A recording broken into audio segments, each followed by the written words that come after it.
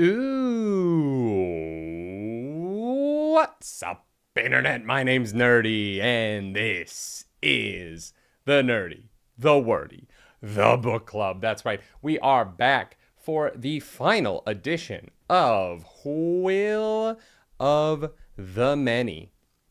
Will of the Many by James Islington, a novel that we have now all completed. Right, Book Club? Right? You have finished the book. I'm not about to spoil the ending for you. I would hate to spoil the ending for you because I am not going to know. I'm not going to lie. I think the ending of the book is very interesting and is very fun. It's a good ending if the following books are great. It is also potentially disaster waiting to happen. I can see a world where there is a ending to another book.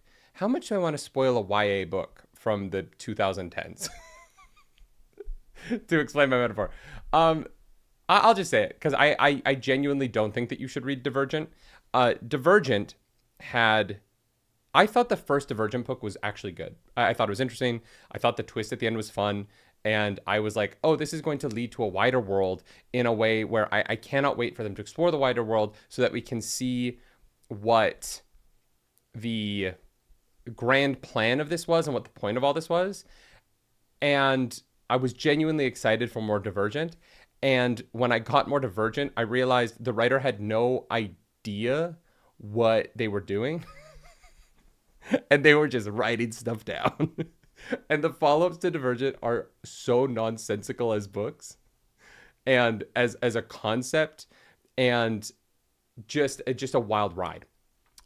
Chris Hazelton, thank you for that super chat. Hello, Nerdy, can't stay. Excited to watch later. I'm excited for you to watch this later. Thank you for popping in and saying good morning. Before we get into this book, I wanted to say good morning to everyone in chat. Brian Evans, thank you for joining the Nerds Radiant.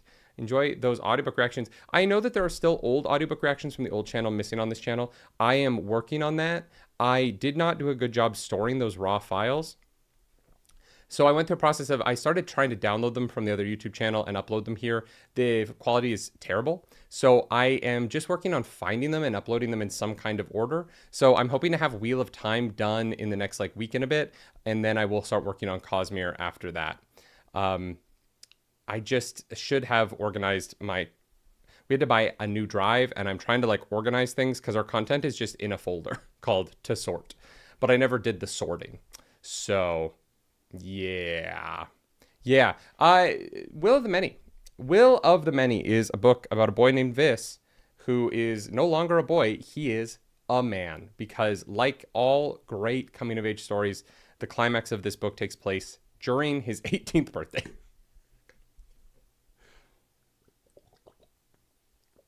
Good morning to chat. So where do we even start? Where do we start today?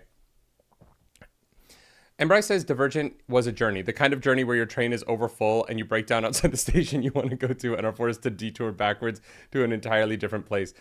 Yeah, it's a journey where you find out midway through the journey that the journey's about eugenics. But then that doesn't really seem to matter all that much to the end of the plot.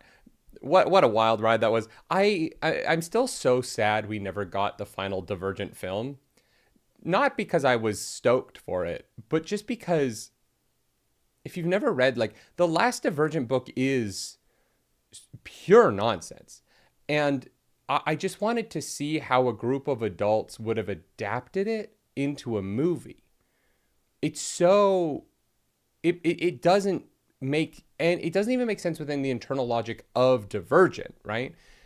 And a lot of those YA series from the post-Hunger Games era have that problem of the Maze Runner has this problem of once you've built the idea of oh, there are these kids who have to run this terrible maze, but then you have to justify why the maze exists because you're not willing to let it just be a standalone novel. And so the justification for why the maze exists is always insane. The justification for why the society does the Divergent thing is insane. And I feel like Hunger Games, by being this is capitalism and society's set up this way because it's fascism, did a much better job than the things that were trying to not be Hunger Games and tried to do things like, we're doing this because we need a cure to the zombie virus, and the only way we can get the cure is by pulling genes out of children when they're scared. So we're gonna instead of just scaring children, we're gonna make them run a maze and have them die all the time. Like it's just such an insane series of thought processes for adults to do, just to justify that the first book was really fun. I am a little worried for the Will of the Many in the future that like moving forward from this point, what are we doing? There's 3 Vizes. It's crazy. His birthday will always be horrible now because the day his best friend died and his first love betrayed him. Did she betray him though, Arzu? Like, the conversation with Viridius about that at the end was very confusing, and I feel like should have been handled in this book. I don't know that I loved pushing that off. Also, yeah. Anyway, let's start at the top of the book club of today. We'll get into the like potential of that being a betrayal when we get there, but we start off. He already has his official Canadian birthday is different. Yeah, he actually does have 2 birthdays technically. Legally, he's not 18 yet, which is wild, even though he is like actually 18. This is, we pick up pretty quickly here with Vis headed off to Seuss.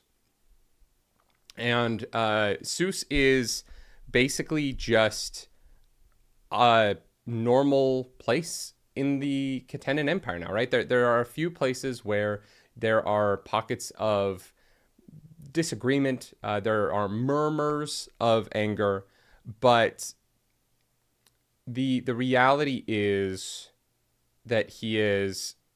Arzu, I said we'll talk about it at the end. I know she stabbed him, but we'll talk about it at the end because it's gonna get weird. Yeah, Embrise is right. What's a little stabbing during the courtship phase? 1,000%. Well, if you're not willing to let your woman penetrate you, are you willing to be with that woman for serious? You know what I mean, Arzu? So we get to Seuss, and Seuss is in the Empire kind of fully now, right? A lot of the culture and heritage of Seuss is missing. The signs and decor, the statues and the art have been pulled from the walls and from the gates. The port is still the same port because, you know, there's a reality of like, why rebuild the entirety of the infrastructure if you don't have to? And we find out that I've been wrong this whole book in my understanding of the pyramid structures. I thought we didn't know who the 2s and the 1s were because they didn't talk about them a lot. But we find out that, not Iden, Iro, the fucking names in this book, chat. The names in this fucking book. Iro's dad is Dimidus in the military. So he is a number 2. And there is a Principus somewhere, but we'd never meet the Principus. So the Dimidus is now leading a meeting here. And so the kids are going to train, and just like you expect, this is put into situations that no other person could accomplish because this is a very, very special boy. But unlike some of the stuff in the school where I was like, I don't know why this is the only one who can do this stuff. In part 3, I did understand it. And I think that when this book is not about school, and when this book is not about the academy system and the academy teachers, I think it is very good, right? I think the problem that I have with Will of the Many as a book on the whole is that I don't think it wanted to be a magic school book. I think it wanted to be like finding your way into rebellion and finding your way into, you know, standing up to capitalism kind of criticism fantasy novel. What does a kid who stops a terrorist attack do when he kind of agrees with a terrorist? The book is so interested in those ideas and in the idea of the labyrinth that when it is about those things, it is great. And so the finale of this book ends up being great because the school shit doesn't actually matter. But anything to do with the school kind of sucks. It's very flat and it's very uninspired. It doesn't feel like it is doing anything new or interesting in the school parts, because it sort of has to like yada yada vis through the school part to get to the shit that the book actually cares about. And in hindsight, I do think it weakens the book a little bit. I wish that the school stuff was stronger, but at the same time, I'm also grateful that we didn't just spend more time with the school stuff just to spend more time with it, just to flesh it out, right? If you're not that interested in it as a writer, I think that this is maybe the stronger way to do it. Conceptually, I think you could have come up with a stronger foundation to set your book upon than this school that you're not that interested in. But if that's what you're like kind of stuck with to get Vis to where he's going, I think ultimately, I think that James Islington did an admirable job of at least not making it drone on, even if it did feel a little bit derivative and a little bit shallower in those sections of the book.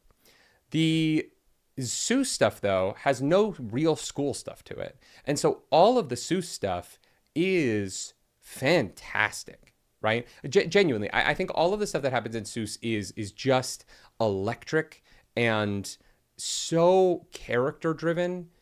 And we finally spent some time with some other characters, and you know, other than Calidus, who I think is very three-dimensional, and Iden becomes very three-dimensional, I think, in part 3 of the book.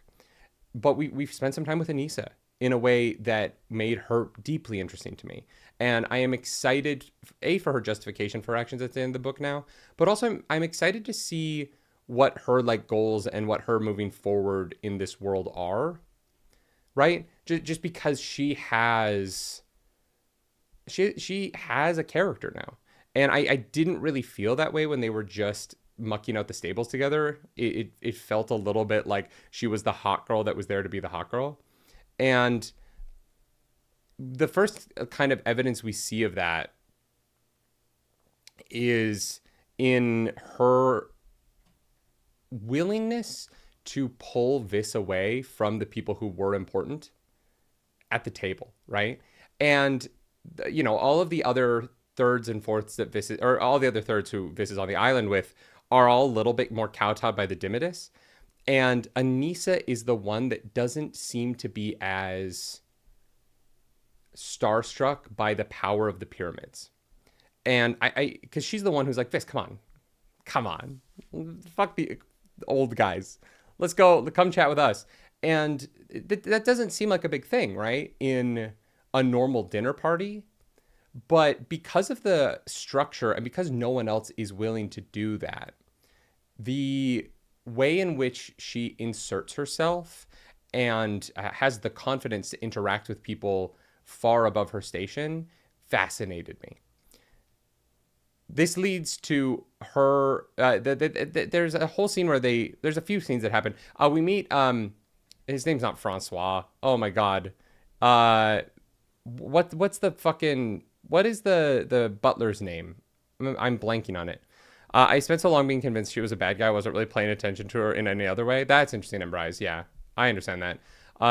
I'm bored says, damn, she bored the hell out of me as a character. I agree with that in the first two parts.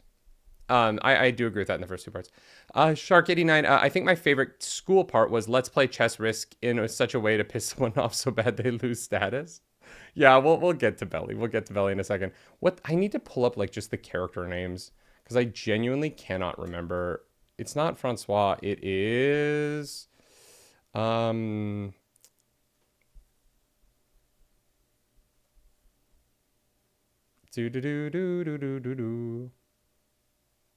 Sorry, chat. Oh fuck. He's not a big enough character to even make the Wikipedia, even though I would say he has the best scene in the whole movie. Book. It's not a movie. He has the best scene. So his name is like, it starts with an F and it's the Spanish version of Francois. Anyway, the butler who Vis knew, who was an advisor to his dad, Frederique. No, it's Frederique, right? Frederique, that's like the Spanish version of Francois. You guys know what I mean.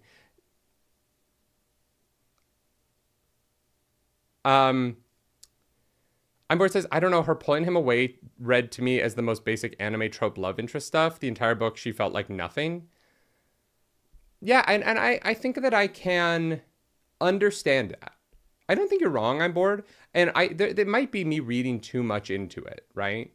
But that the way I felt about her not being as kowtowed by the command structure as everyone else, leading up to her being the one who seems to catch that there's something wrong with this. And I didn't think that it was her catching something was wrong with this, right? But it felt like she was just betraying him just to win. But then when Viridius at the end of the book says that she thought something was wrong with your blood, I was like, that all compiled into me kind of being like, she understands more of what's going on than she's letting on, and that made her interesting to me. Even if I don't think she like, I don't think that she's like a hyper unique character, right? And most of my interest in her is in what she's going to do next, not so much what she did in this book, other than obviously like the betrayal, which I thought was interesting. But yeah, I agree with that.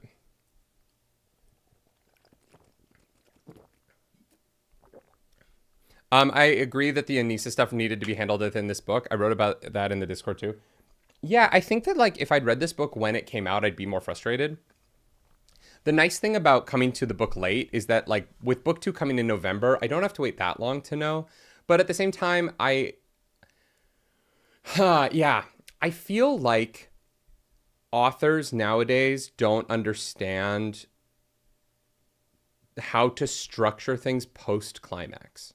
And I don't mean that as a joke. I mean that seriously. Like, I think that a lot of authors don't understand how to do denouement anymore. And they just leave everything they leave the denouement as a cliffhanger to open the next book with. And the weakness of that is, let's start with the strength first. The strength of that is that the end of your book feels like you have to pick up the next book, right? And you end the book with this feeling of like, well, I have to know what happens next. The problem with it is that you end up in a structural position where you have to open the next book with an old idea. And there are people who I think enjoy that. And I'm not saying that it's always the wrong choice, because it isn't always the wrong choice. There's no like always wrong choices in art. But I think that too many people use it as a crutch to try and make the end of their book seem interesting because it's just lacking in information. And it usually isn't as interesting as they think it is, which is why I'm excited to read the second book. But I didn't read the first one and end it and go, oh, he's going to crush this whole series, right? I read it and went, wow, that's a big swing. I hope he can live up to it, but I'm not sure that the book one's quality was high enough for me to feel guaranteed that he's going to. You know what I mean? Like there is a part of me that got to the end of the book and was like, you know, there are some really, really, really well-written parts of this book. There's a couple of things that I think were a little bit weaker, a little bit underbaked, and there's some of the magic system that I think is potentially very interesting, but I don't think is used to the best effect, right? And in that, the end of the book is a big swing with no answers, right? It is just cliffhanger. And it's like 5 different cliffhangers, right? And in doing that, it's like, well, the expectation now is that the opening of the second book has to be exceptional, right? You have 5 major questions that the audience is expecting you to answer. How good a job are you going to do at that, right?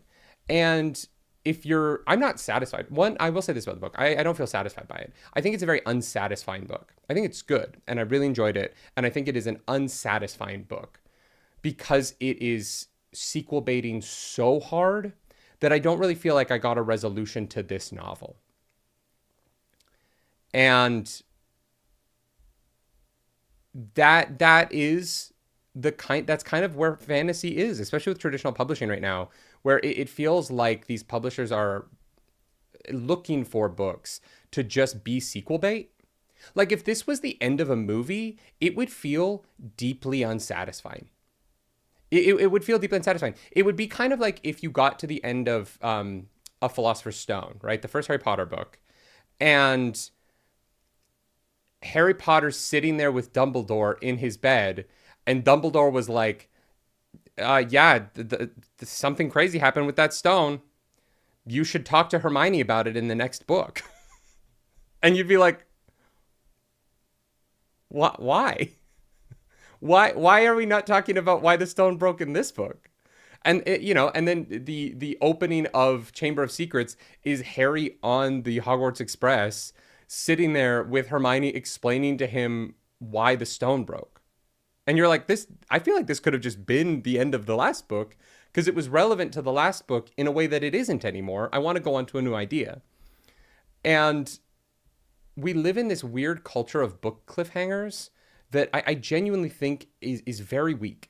I think that a good resolution to your book is always a stronger idea than cliffhangering every plot. Leave a cliffhanger, right? The epilogue of this book doesn't need to change for this. The epilogue can still be the epilogue, and then you have your crazy cliffhanger for book 2.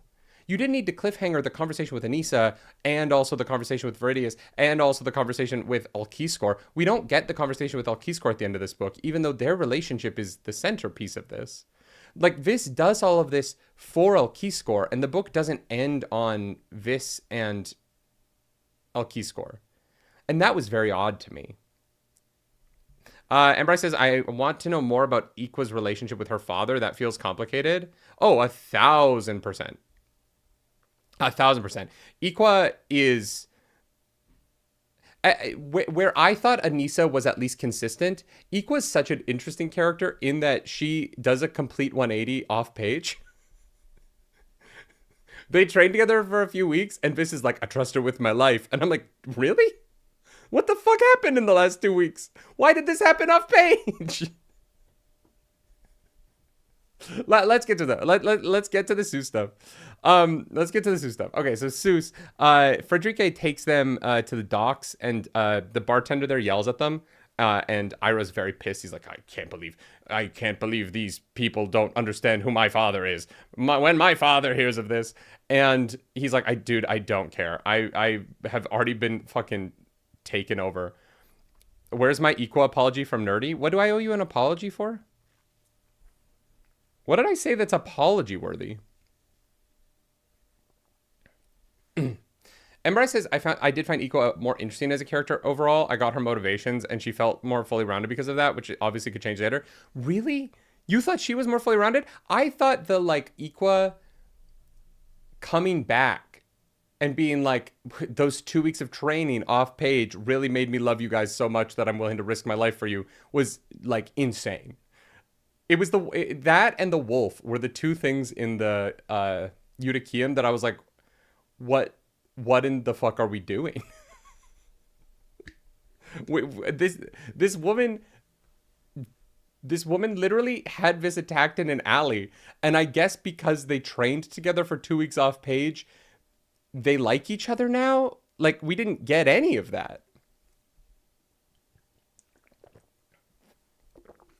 I don't think it was the 2 weeks of training. I think it was the shame from having been proved wrong about him and having lived with that. Then that should have been in the book, right? They could have been any lines about over the last 2 weeks, it seemed like she was trying too hard because of her shame or things like that. But that's not what the book says, right? The book is over the last 2 weeks, we became friends. We liked each other a lot. And I was like,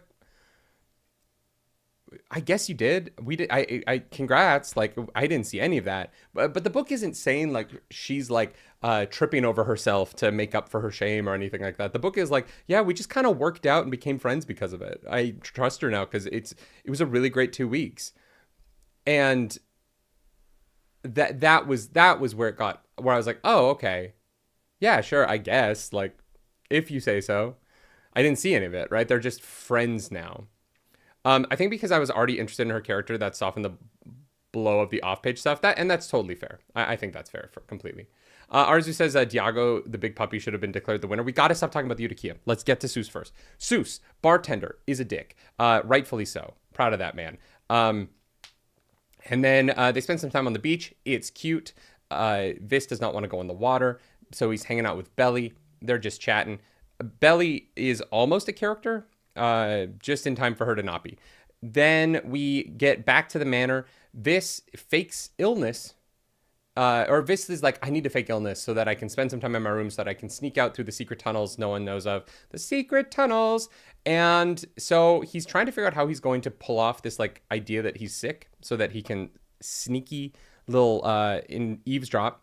And he runs into Iroh and he's like, hey man, our girl, Anissa, she's swimming down in the lagoon. And I really like this moment from Vis because Vis, up until now, has been doing such a good job of trying to keep a lid on his secret and considers his secret who he is, that he's the prince and all of this in everything that he's doing. And in this moment, he throws caution to the wind to save her. Him and Anissa have started to like flirt and they're hanging out and they clearly, they have a vibe, you know what I mean? And she's constantly trying to get him to swim with her. And dude, just go swim with her. My guy, swim with the hot lady. What are you doing? You only live once. And he runs off and he sees her in the lagoon. He knows that there's a riptide. He knows that she doesn't know about the riptide. And he runs for the cliff and leaps off the cliff and jumps into a riptide, finds her, pulls her into a cave, and they get to be all cuddly and snug and all cute all night. And it was cool, right? I think that the idea of this being implacable goes away so fast, particularly in this moment. Indol. Who's Iroh? Is Iroh's the fucking Indol and Iroh? The fact that there is Iden, Indol, and Iroh, and those are 3 guys at the school who are all students. No, there's 3 I'm bored. There's Indol, Iroh, and Iden. It's like, it's crazy. Oh, I guess Iden is Eidhin. I didn't read the book. I audiobooked it, which honestly is probably my fault. I probably should have read this one given the names. But audiobooking Indol, Iroh, and Iden is like truly insane. I can't with this book in the names.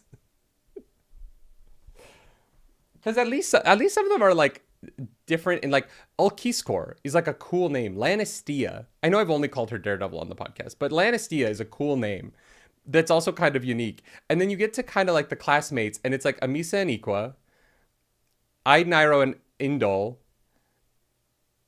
Belly, whose name is just Belly, which kind of, I was like, is that a nickname or is her like legal name Belly? Indol is in Indolens, Latin for indifferent to pain. Emberized. That is very cool. That is the kind of shit that writers do that I'm like, good for you. You spent a lot of time on that. Belly is in Latin for war, I think. Okay. I don't really get war from her character. That one doesn't feel as strong. I guess they play chess, which is kind of like war. Indolent got so close to guessing his secret, but also broke the Vis is so good at everything picture. Not really. I don't think it broke the Vis is so good at everything picture. I'll never live down confusing Leanne and Leandrin due to listening to the Wheel of Time audiobooks. It led me to so much confusion for way too long. Yeah, I agree with that. The audiobooks for Wheel of Time, I'm glad I read the first like 5 before I started audiobooking more. Because I think that the names in that are rough. Indolent, I don't think that Indol broke the Vis is so good at everything thing. We have to talk about the Udakium later. We just have to. Okay, so. He saves Anissa. They start dating. It's very cute, but it is also the speed at which Vis is willing to betray the fact that to potentially lose the secret, and he does, right? Indol, because of this, figures out that he is lying about who he is, which I'm sure will matter in future books. But Indol also like owes him at the end of the book, so. I don't. Indol figuring out that he was from Seuss, I thought was going to matter significantly more in this book than it did. That's it. I just thought it was going to matter more than it did. It never comes up again. So because he saves the girl, gets the girl, they're dating now. It's very cute. I did like that they don't try and hide it from everyone, because there's a version of this where they're like, ooh, we're sneaking around the castle. We're going to like find a secret corner and go make out. And they're like, nah. They show up the next, he's sick for like a day and a half. But then at the day after that, they're like hanging out with the rest of the kids. And they're like, we're together. And they hold hands and they're like, we are dating. And everyone is like, all right, well, we can't make fun of you then because you're not trying to be weird about it. So I guess we're all just going to accept this and we're going to move on. I was like, it's fun to watch a teenage series like this. Not really teenage, but yeah, they're 17, right? It's fun to read a teenage series where the teenagers are not doing like fantasy relationship bullshit, where they're just like, oh yeah, we're making out. And it's like, oh, great. Because that's what real people do. One of the things that drives me crazy about romantasy or like teenage, like YA fantasies is that they're like, we have to keep our relationship secret from our friends or else they're going to. And I'm like, no, you don't. You can just tell people. People get in relationships and that's not weird. It was genuinely nice to read one of these books. And the start of the relationship isn't weird to anybody. People are just like, yeah, that makes sense. Those two are in a relationship now. Great. That's fantastic. That teenagers date each other. That's just how it works. When I was in high school, I never got into a relationship and then was like, I'm just not going to tell my friends about this because, oh, what about, fuck that shit. Just tell your friends you're dating people. Fucking lie on your stomachs on your bed together and kick your feet because you're excited that you're going on a date. That's what actual teenagers do. Anyway, Envin Rose says, if you read Islington's other work, he leaves major cliffhangers. They always recontextualize the whole story. After knowing about the end of the Labyrinth, rereading the book is very enjoyable. I mean, I enjoyed it the first time. I enjoyed the book the first time. I have like a couple of qualms with it, particularly in part 2, but like as a whole, I like the book quite a bit. I think it's very good. I just think that there's too many cliffhangers. The problem isn't the size of the cliffhangers. I thought the cliffhangers in the epilogue were great. I think leaving cliffhangers and then leaving cliffhangers in the epilogue is where I'm like, this is maybe a little bit too much. I'm bored says, I blame Romeo and Juliet for this. No, I'm bored. In Romeo and Juliet tell everybody that their friends, they have people that they tell.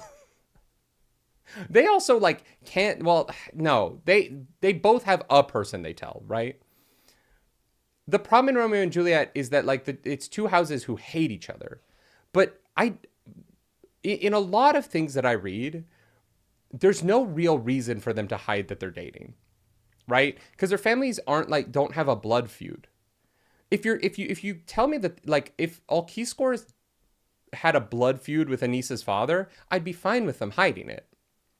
But there's just too many books I read where the relationship is just a secret just for it to be a secret. And sometimes that's hot, and I get that. The like we have to sneak around. But if you're not sneaking around from anybody, what's the point? If you're sneaking just to be sneaky. Anyway, doesn't matter. So then we get the sneaking in the hallway scenes. Vis plays up that the swim got him sick.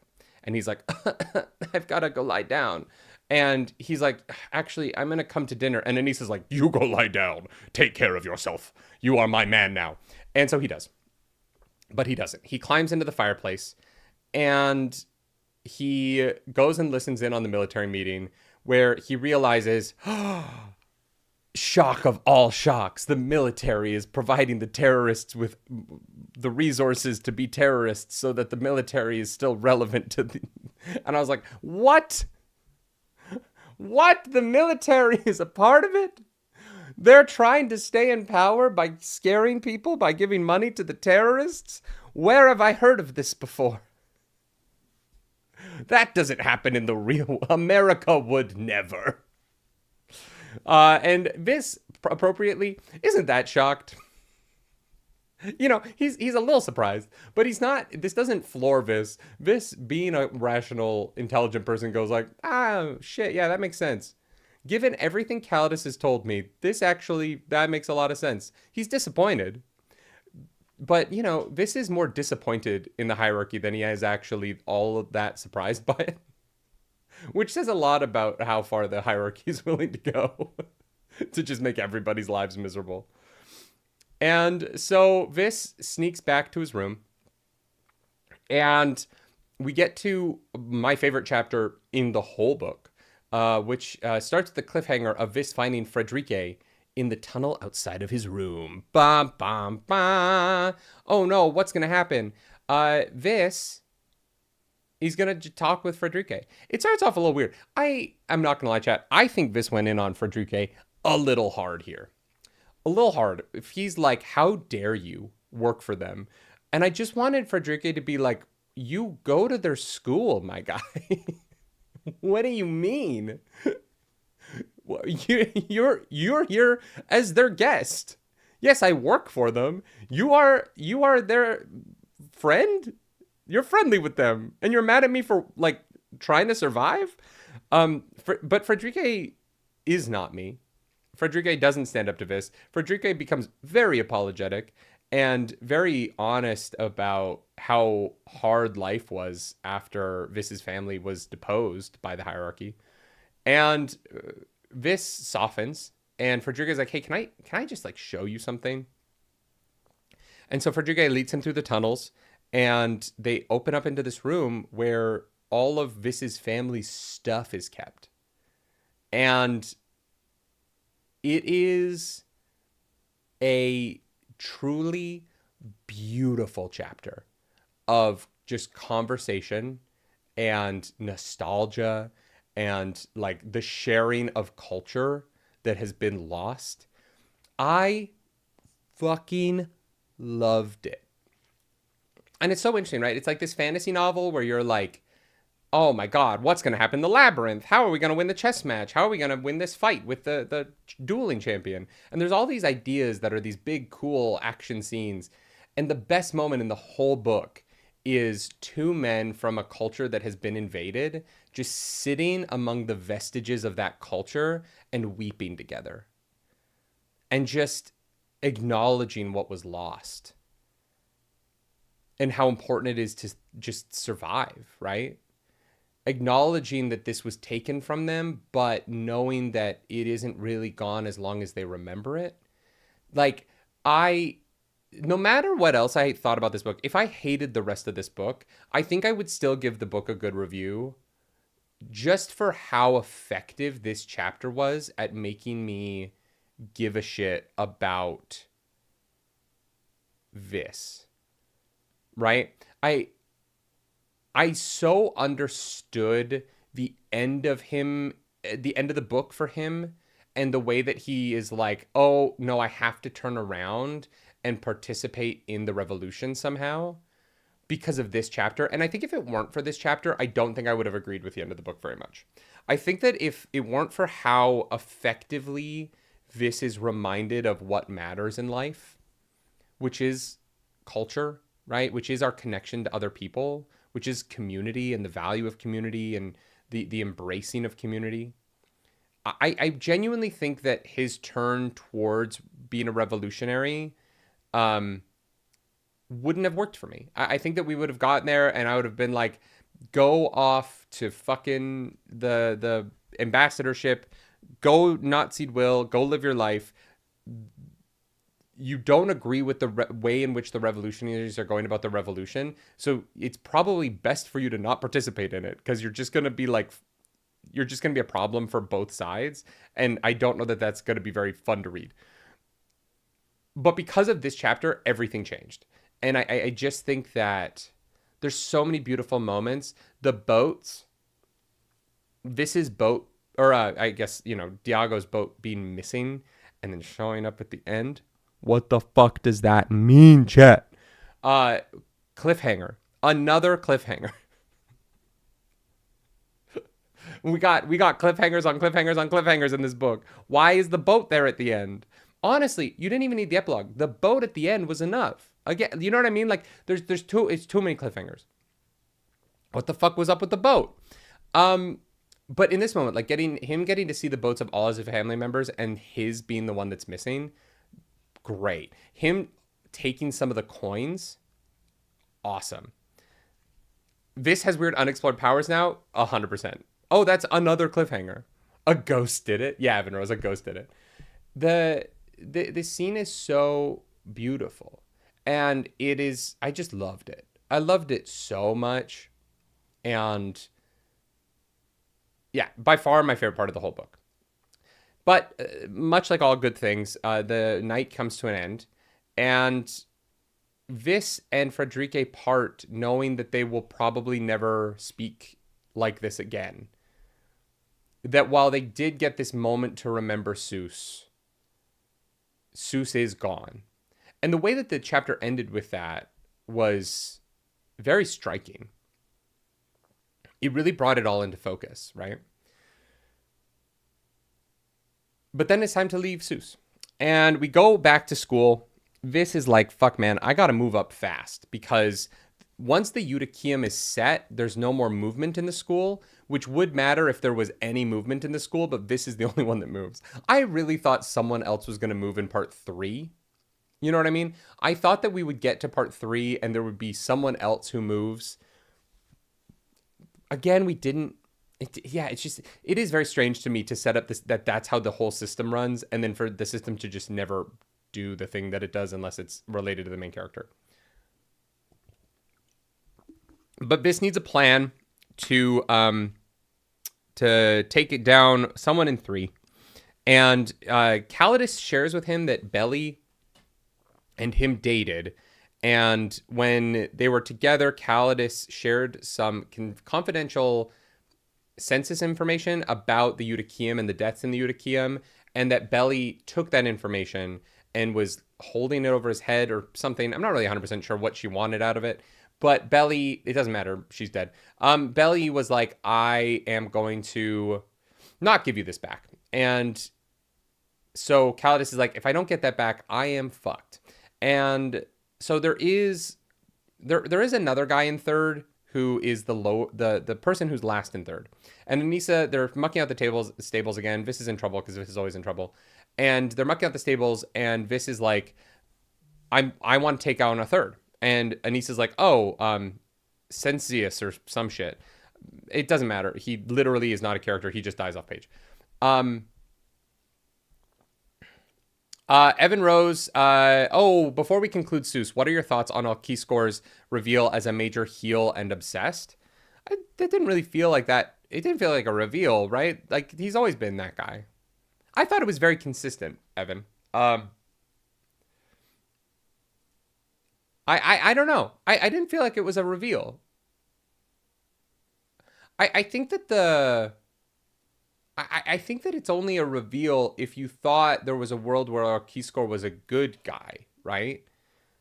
But he was never, right? He was always a part of the faction that our main character is opposing. From the very beginning of the book, Aliscor was a potential way out of the problems Vis was having, but he was always the antagonist he was always part of what is the antagonist, which is the hierarchy, and a highly ranked one within the military side of that, right? It's interesting. I didn't think of it as a reveal. To go back quickly, there is a conversation between Aliscor and Vis and Lannistia before Aliscor leaves Seuss that I kind of skipped over, where Aliscor is like, you have to run that labyrinth or I'm going to put you in a sapper. And it just felt like him doubling down on a threat he'd already made, not like it didn't feel like a new threat to me. I've never really trusted that Aliscor cared about Vis in any real way. So I wasn't like, oh, what? He doesn't care about Vis? I never really thought he did. He always kind of viewed Vis as a tool to be used. Evan follows up with more that he fully intends to let Vis risk his life and that Lannistia tried to talk him down. I think I was more surprised that Lannistia tried to talk him down than I was by what Aliscor was saying. Lannistia, to me, was the character in that scene who behaved in a way that I found somewhat surprising. Aliscor felt very consistent with what I already thought of him. I think that if this maybe was a little bit more shocked than I was, but the reality of Aliscor is that the shit he's had to do to rise up in military can't be good stuff. You know what I mean? Like the fact that he is able to, or not able, but the fact that he finally puts his threat out as plainly as he didn't change the fact that I always knew that that was the threat. That was the threat when Aliscor stepped into the prison before Vis knew who he was, right? At no point in this book have I ever for 1 second thought that Aliscor was a character who wouldn't immediately turn Vis in if he knew Vis's secret, right? If he knew that Vis was the Prince of Sus. I never got the vibe that Aliscor's like feelings about Vis changed. And part of that is because in moments like when we go to the necropolis, we spend more time with Reliquia and with Lannistia than we do with Aliscor. Aliscor's conversations with Vis throughout the book are never more than work. Lannistia has a more personal relationship with Vis. And Arzu, why did you retract your message? You can't spoil me. I've read the book. Yeah, I don't know. I interestingly thought of it as a reveal. I thought he was, I really just felt like him doubling down on his previous behavior to me. It was the most like aggressive he'd been, but it didn't feel like new information about the character. It just felt like he was upping the stakes of old information. Lannistia spent more time with Vis, so she cares more about him. Oh, you spelled something wrong and it annoyed you. That's fair. I agree with that. I also think that Lannistia, after the first time Vis shared with Lannistia and Aliscor about the eye thing in the first ruins that he went to, it felt like Lannistia got a little bit hesitant about finding out the truth. And that there was a hesitancy on her part about... I would love to spend more time with Lannistia in book 2 to figure out how she feels about the fact that something happened to her in those ruins. And I think that she ran the labyrinth and succeeded, right? I think that she lost her eyes in the room with the golden blades that turn into the portal that splits you. And I think that this is going to find... I don't think that Lannistia got split, or else Seror would know her. Like, Seror would have found her in Obitium, right? Or the other one. I can't remember which one.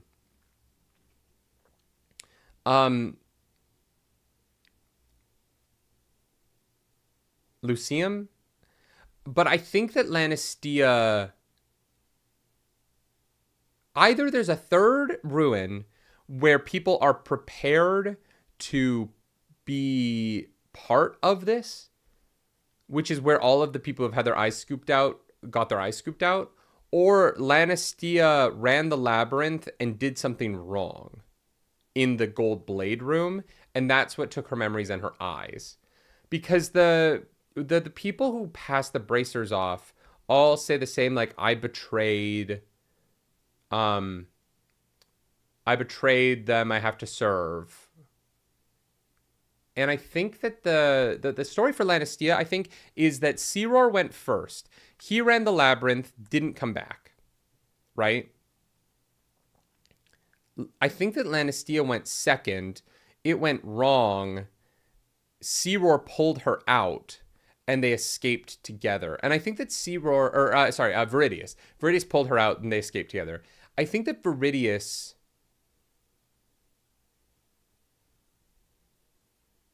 knew that he couldn't run the labyrinth because Seror was the one that was good at that, and that's why he's looking for someone else to do it, maybe, or something. I don't know. There's so much in this. I don't know. Anyway, we get back to school and we play chess with Belly. Let's jump forward to there. Anissa's in on the plan. Basically, like, there's this game called Foundation that is just chess, and in Foundation, the This has been hiding the fact that he is like the world's greatest foundation player through the entire book so that he can use it when it is most advantageous. So Belly is the best foundation player at the school, and she's very confident about it. So this sets up a dinner where he's playing against Anissa. He is making a couple of mistakes, making it seem like he's not the greatest, and then he gets Belly to fall for his trap. They play. This is all his plan to get into third, but also to crush Belly at or to get crush Belly in a way that gets her to give him the documents that Calidus has in his room. And Fino says, I forgot the book terms and was thinking about Foundation from Asimov. You know what? It might be named after that, honestly, Fino. That might be an inspiration. I feel like, I don't know Asimov. I've actually never read an Asimov book, but I wouldn't be surprised if that was an inspiration for elements of this. Some of the sci-fi fantasy, like, because Foundation is a very, like, empirical structure series, right? I should read it. Honestly, I should book club Foundation. I feel like that'd be interesting. Didn't watch TV either. Nope, never seen a trailer. Never seen. No, actually, I think we saw one. No, that's a lie. I think we did a trailer reaction to season 1 years ago, but we never watched the show. I know very little about it. I know that people are very hit and miss on the TV show, but maybe we'll get to that eventually. So the chess match is the chess match is unfortunately as easy for Viss as everything else in this book has been. I really thought Belly was at least going to like put him in a tricky position, but and this might be that I don't know that James Islington's the best at creating tension in a scene if it doesn't if it's not a horror scene. I think that he's very good at creating tension when it's like a horror moment, right? In the Eudicium, the tree throwing scene, which feels very horror because you don't know when the tree's going to land. I think he's really good at tension in that. In scenes like this or in the duel in part 2, he doesn't do the best job of making it seem like Viss struggles at all. Viss is just completely in control the whole time, and I never thought that it was slipping ever. And I think this scene could have been a little bit more interesting if it felt like Viss was stressed and not just completely in control. And I understand the idea of wanting to Evan Rose says it is a bit of a climax in that he starts a piece down and then he has to work up to the win. Well, yeah, but that's where I thought that like it would be a struggle, right? It's where I thought that he would have to like overcome something. But he starts a piece down, which is a cool moment. I love when she's like, how about this? I'm so confident I'll even let you take a piece off the board, which is what she says. Not a piece of mine off the board, but I'll let you take a piece off the board before we start. And Viss takes one of his own pieces off. That moment is very cool. It's very cool, right? And I just wish that Belly felt like a threat because of that. Like if he hadn't been a piece down, maybe she wouldn't have been. But because he was, that she did actually feel like a threat. Like you say, Evan Rose, the climax is him taking the piece off the board. That's the most interesting this whole match gets. Ours says, without knowing the game, how would you build tension better? I would have had him feel less confident earlier, and I would have had him.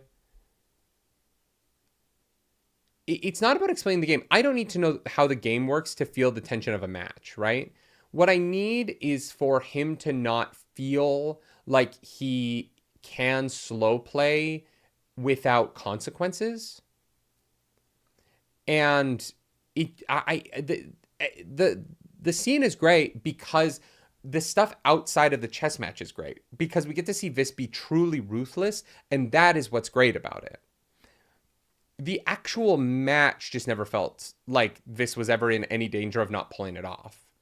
And the scene isn't really about him maybe not pulling it off. It's just that in a book where Viss is so successful at everything, it would have been nice for his last challenge to get into third to be the one that made him to be the one that actually pushed him to his mental limit. It would have been nice to feel like overcoming a third in Foundation from a piece down was the hardest thing he had to do in the book. And I didn't get that vibe at all. I kind of got the vibe that he was just better at this game than her. And in a book where he's always just been better at this than anyone else, this is him getting into third, right? This is him getting into the top class. This is supposed to be like the final step. And it didn't feel any harder than any other step. And that to me was where I was like, okay. The part 3 doesn't suffer from what part 2 suffered from as much because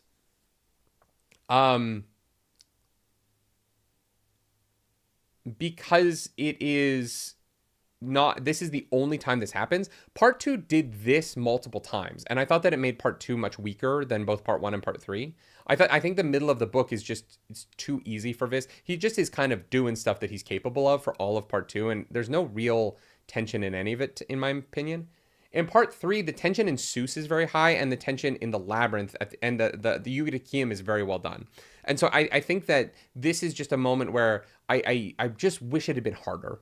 I wish that Viss felt like he barely got through that, and not like he only had to give up some morality, but the chess match was never actually a problem. Fino says it would be. I'm assuming. I think you mean it wouldn't. It wouldn't be proper power fantasy if he didn't had such struggles on. It would be Oh, maybe not. It would be proper power fantasy if he didn't had such struggles on each step. Yeah, I don't love power fantasies. That's not really what I want out of a book. You know what I mean? I love. One of the reasons why I think that Star Wars is such an enduring franchise is that Luke Skywalker isn't actually the most powerful person in any of those 3 movies. In the original trilogy, Luke Skywalker is never the strongest person in the film. And he succeeds despite that. The problem is that people are like, Luke Skywalker's the greatest Jedi ever. They remember Luke Skywalker as being the greatest Jedi, and he isn't. And it's important that he isn't, right? It is important that Luke Skywalker is about someone overcoming something from a position of not being the strongest person, from a position of needing others and having the help and love of his friends. People took the wrong lesson from Luke Skywalker, and it has made follow-ups worse. Frodo is not the strongest person in The Lord of the Rings, right? Aragorn isn't even the strongest person in The Lord of the Rings. And a lot of modern fantasy, like fucking Fourth Wing, has fallen into this so hard, which is that Violet Sorrengail is just the only capable person. She's just the only capable. Everyone else is incapable, and she's the only capable person. She has more powers than everybody else. She is smarter than everybody else, and she's the only one capable of anything. And it's exhausting, and it actually ruins it. When we read Cradle, I had this problem, right? The guy in Cradle is the only good person, and everyone else is just a bad person who has like magic, but they're all all the same bad person. And he's smarter. He outsmarts everyone, and he beats everyone with his brain because they're all flimsy and like just evil. Not evil, but like evil in the sense that they don't care. But they're all the same. And this guy has to do it all himself. And I'm so tired of do it all myself fantasy. And Will of the Many to me is that it, but at least like the criticisms of the real world are interesting, and it like has something to say. So and a lot of it is still very, I think this book is more interesting than the fact that it's just this one guy who can do everything. But the weakest part of it is that Viss is just so good at everything. It's the weakest part of the whole book, is that he doesn't struggle more. Marius says Luke Skywalker causes and solves his problem through nepotism.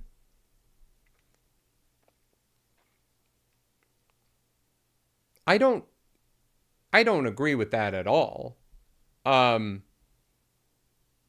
Nepotism doesn't really solve any of Luke Skywalker's problems. I guess like you could say like nepotism puts him in the room with the Emperor at the end, but Luke Skywalker is capable, right? Luke Skywalker is like also the only, like, the Force gives him power more so than his dad does. Luke Skywalker isn't in a position of power because of his father. It's because the Force decides that the Force runs through him, right? Anyone who has the Force in that world is going to have a position of power. Evan Rose says, Cradle is more the society doesn't value anything but strength, so Lyndon is always playing the underdog since he is essentially a fantasy leaper untouchable in the first book. Yeah, the problem with a book where nobody cares about anything except strength is that everybody becomes the same thing, right? And it was my problem with Will White's world, was that the NPCs, to use video game terms, the characters around Lyndon are so interchangeable that they don't matter. And I get it because they literally don't matter because he like fucks off at the end of it. But the shallowness of saying that, well, my world building means I don't have to write interesting characters because everybody is just has the same personality, is very boring to me and isn't a real world. I can't immerse myself in a world where you say, because of my world building, everybody has the same personality. That to me is just not interesting. And I think that fantasy's going in that direction more and more. I think that the way in which we interact with the world is that everybody has different points of views, and the way that those points of views come together creates society. And writers who are like, well, in my world, I need this character is the only one who has a different point of view, and everyone else is just a robot that you could literally swap them in and out. They don't, their personalities don't matter, their characters don't matter. They are this. It's just a copy paste of the same thing 60 times. Is like, okay, that's not a real world. That is a video game. And like, not even like a modern video game. That's a 90s video game where we couldn't code them to be different. And so they're just all going to be the same. Would Vader have turned if Luke wasn't his son? Yeah, but that has nothing to do with nepotism, right? Nepotism is about like your father being in an industry, and so you get an advance in that industry. Relationships aren't nepotism. Yes, Vader would not have turned if Luke wasn't his son. That's not nepotism, guys. That's called familial. That's love. That's relationships. That's what books are about. That's what stories are about. It's just about relationships, right? This and Frederique inspiring Viss to become more involved isn't nepotism. It's relationships and culture. Nepotism means that you get ahead in like business, or you get ahead in a way because your father is able to like give you a job, or like your uncle or someone who knows your father is able to give you a job. Vader turning is because he loves Luke. Love isn't nepotism. It is important to me that we all know that love isn't nepotism. Love is love. Can you compare them to Rand al'Thor, though? Rand al'Thor is surrounded by a wide variety of interesting characters. Wide variety is Rand al'Thor is surrounded by a large variety of different characters with interesting point of views. The problem with Rand al'Thor is that the villains in the Wheel of Time are all terrible, right? The villains never really accomplish anything. Rand gets to just win all the time. Like, there is a power fantasy element in that, but Rand does struggle. The difference is Robert Jordan doesn't let Rand just win immediately all the time. He just wins at the end of every book, right? And that is a weakness of the Wheel of Time to me. But the character of Rand is... There is a consequence to his power in the way that Vis doesn't really suffer. There's no real consequence. Like, yeah, he has to muck out the stables a few times, but there's no real consequences for anything Vis does in this book. I'm Bored says, disagree with the Cradle stuff, but this ain't a Cradle stream, so I'll withhold the paragraph. That's fair. And like, we'll talk about that when we get back to Cradle. I want to reread the first book and then keep going with Cradle, because I've heard it gets really good. But Fino says, same as Vis's wins, right? No, so the problem with Vis's wins is that Vis wins at everything all the time, because Vis is just better than everybody at everything, right? And Vis is better than everybody at everything in a way that he is aware of, right? Like, if we just use Eye of the World as an example, Rand loses a lot throughout that book. And there is a tension in that book. This is kind of a spoiler for the book, but not really. This isn't really a spoiler, because this is just, it's not really that important moment. But there's a long scene, there's a long sequence in the first Wheel of Time book where the heroes with Rand and Moraine and a lot of these characters are being chased. And they are running because they can't win, right? And they just have to flee. They don't have an option. And they're fleeing for so long across this, like, these hills, that there's a good chance they're just going to die of exhaustion. And it is an incredibly tense scene because there's nothing they can do except run away.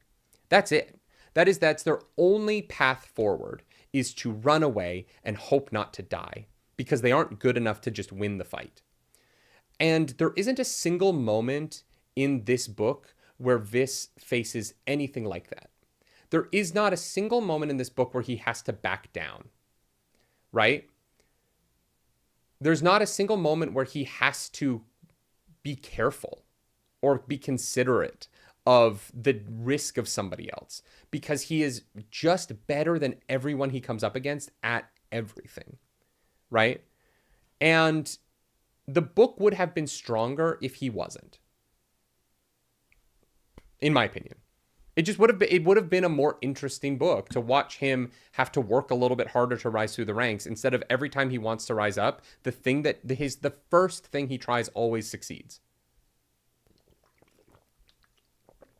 And that's the difference. He never has to try a second thing.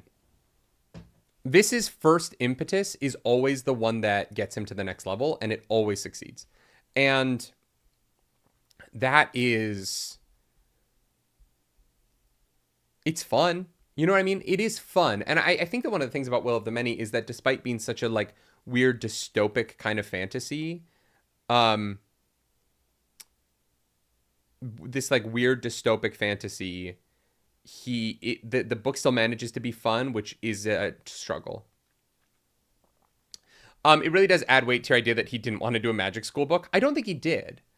Arazu says he nearly died before Anissa killed him, before the Anissa killed the Sexus on the tower. Oh, I agree with that. Like I said, Arzu, outside of the school, the book is more interesting. Arzu, that is 100% my point. I'm not saying he never struggles outside of the school. Sorry, I was talking about the school being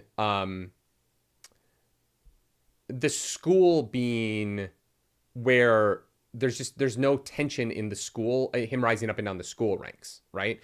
There's no moment in the school where I felt like Vis was incapable, which is one of the reasons why I'm more excited for the sequel, because now that we're out of the school, there are people that are just so powerful out in the real world that Vis can't just overcome them all the time. And although he did take out Melior, even Melior, right? Like, he takes out the terrorist with no real struggle, right? The Eutychium does make Vis more interesting. It's more just that the the difference between the outside the school stuff and the inside the school stuff is so vast in this book that it is just really fascinating to me. But he does beat Belly. Okay, let's finish. Let's get to the Eutychium because we clearly want to talk about it. Melior took himself out. Sure. Yeah. Yes. Again, that doesn't make this... How's the right way to explain it? The tension in that scene to me is about how Vis feels about it, not about the like action of it. So the tension, and again, not a school scene. I want to clarify my point real quick so that we can just talk about, so we can get to the end of the chess match into the Eutychium. The non-school stuff in this book is fantastic. Part 1 is great. I have no qualms with anything that happened in part 1. Part 1 of this book is fantastic. Part 2 of this book is almost all school stuff, and it is not as strong to me. It's good. It's not great. This is just too capable in school. Part 3, the Sue stuff is awesome. Very good. Has my favorite scene in the whole book. I think that it is fantastic. We get back to school, and the getting ready for the Eutychium, the beating Belly, the getting ready for the Eutychium is good, not great again. This just kind of gets to where he needs to get to so that we can get to the Eutychium, which is awesome, intense, and cool because we are away from the school. We are dealing with the Anguis again. When this book is not about the school, it is a very, very, very, very, very good book. And when it is about the school, it is good. That's how I feel, right? The tension that I feel with this outside the school is very high because the scene with Melior isn't about like, can he kill Melior? It's about, will he, right? Does he have it in him to? And that comes around, I guess, you know what? I kind of take that back because that comes around with Belly here. The heart that we see in Vis in part 1 when he can't kill Melior isn't as soft as you might think it is. Because in this Belly scene, he's like, look, here's the deal. I'll agree to a draw if you go and get the papers. He's beating her. She knows she's lost. They get to that point in chess where like he's like 5 moves from checkmate. And he's like, if you go and get the papers for Calidus, then I will draw with you. And you'll keep your spot in 3 and we'll be fine. And I'm not really sure how he says this quiet enough that the crowd of people around don't hear him. But she goes and does that. He's like, I need a potty break. She goes and gets the papers to Calidus. And oh, I just thought of something I didn't think of in the book. Oh my God. Calidus can't get the papers to his father now. Vis has to, and he takes a job with the census, so he's going to be able to, but Vis has to get the papers out of the bedstand and get them to Calidus's dad, like sneak them back into Calidus's dad's stuff somehow. That's crazy. I completely forgot about that.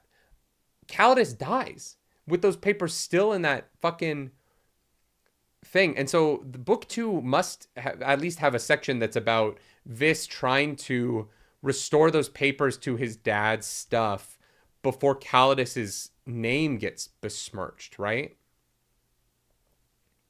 Although here's the thing, actually it doesn't matter. His dad would never know that it was Calidus that did it because Calidus is dead now.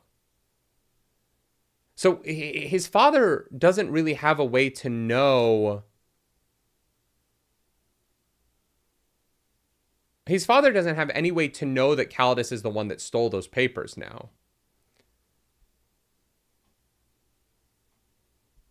Or just tell Calidus's dad. Calidus did say he wanted his dad to know why he was in 7. Yeah, that's true. He could just be like, hey, I'm giving this to you. Your son didn't want to die in the Eutychium, but he did because of me. I'm so sorry. So they get the papers. Calidus nods, and Belly is like, all right, time to draw. And Vis moves a piece. And she's like, what the fuck? And he's like, oh, I'm sorry. You fucked with my friend. I'm gonna burn your shit to the ground. And so the as much as I didn't find the like um so as much as I didn't find the like difficulty of the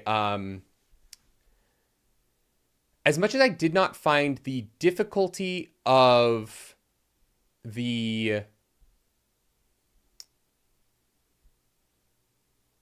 chess match to be all that interesting, this being ruthless with it at the end was, right? The way in which this came together to be about this making this deal and then breaking his oath with her was really, really fascinating.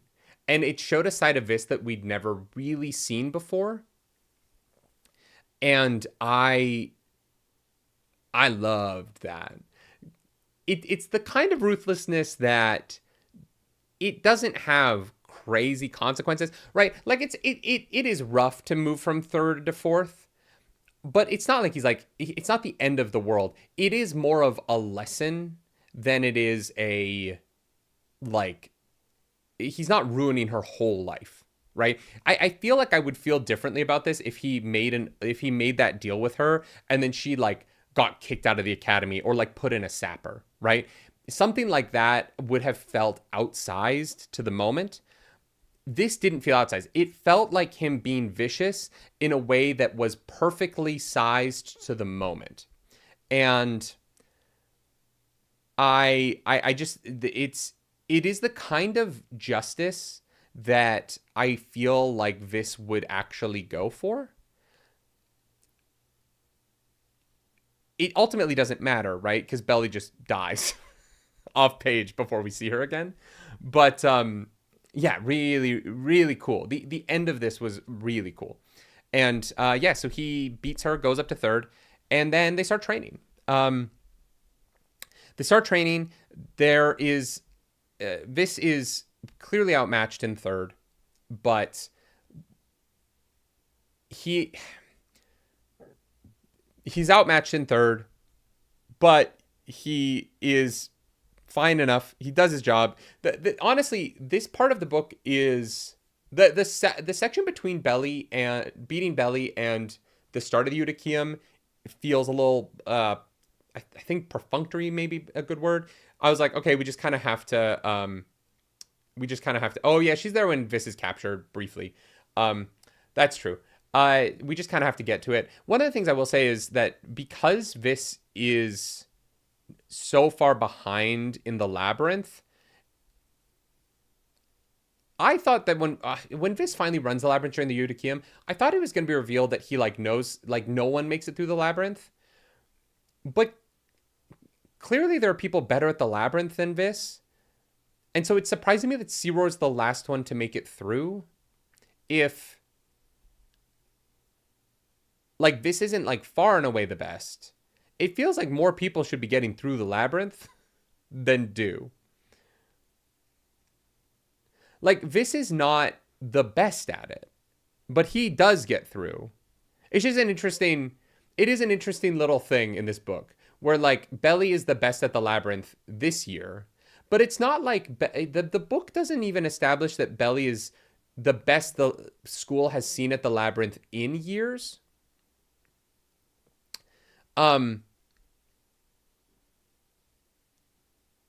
I think it's because the way they train is difficult from the reality of it. Yeah, maybe. Yeah, maybe that's it. I think that if they had, like, established, and earlier in the book, if they'd established that Alex says, I do think more people are getting through, the way that Searoar talks to Viss in the epilogue doesn't feel that way, right? The way that Searoar talks to Viss in the epilogue makes me feel like Viss is the first person to make it through, because Searoar is surprised that Viridius is the Principalis, and anyone who's run the labyrinth since Searoar would have known that, right? Anyone who made it through to Obitium at this point would have done so working for Viridius. And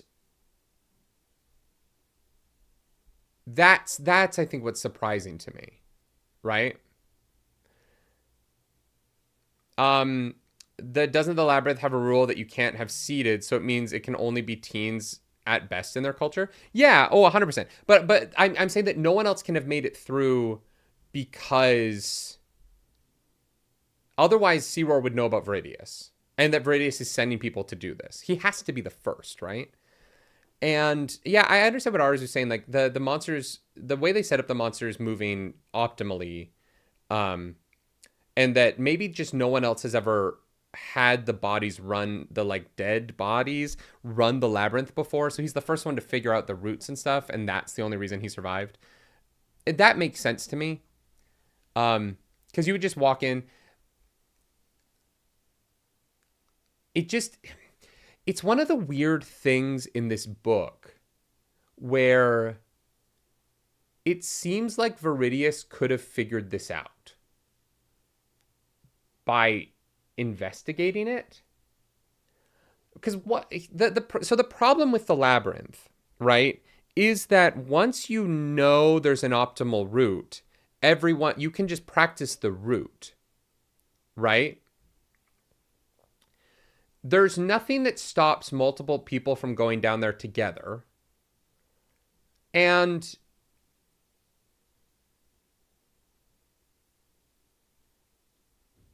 Viridius has had years. And so once if the ruins only allowed one person in at a time, I think that it could have made more sense, because then Viridius would have never been able to go down there because he would have already seeded, and so he can't get into the ruins, and then he couldn't do anything. And maybe that is the case, right? Like we don't see, no, because the Diago is able to get in. Maybe the ruins don't see the wolf as a person, and so like the wolf is able to come inside with Vis, because Tiago comes in when he's on his way out. But the thing is, if Viridius has been investigating this place for 6 years, trying to figure out the secrets to it, and Vis figures it out in like an hour. Vis is like wounded and in pain and figures it out in like an hour.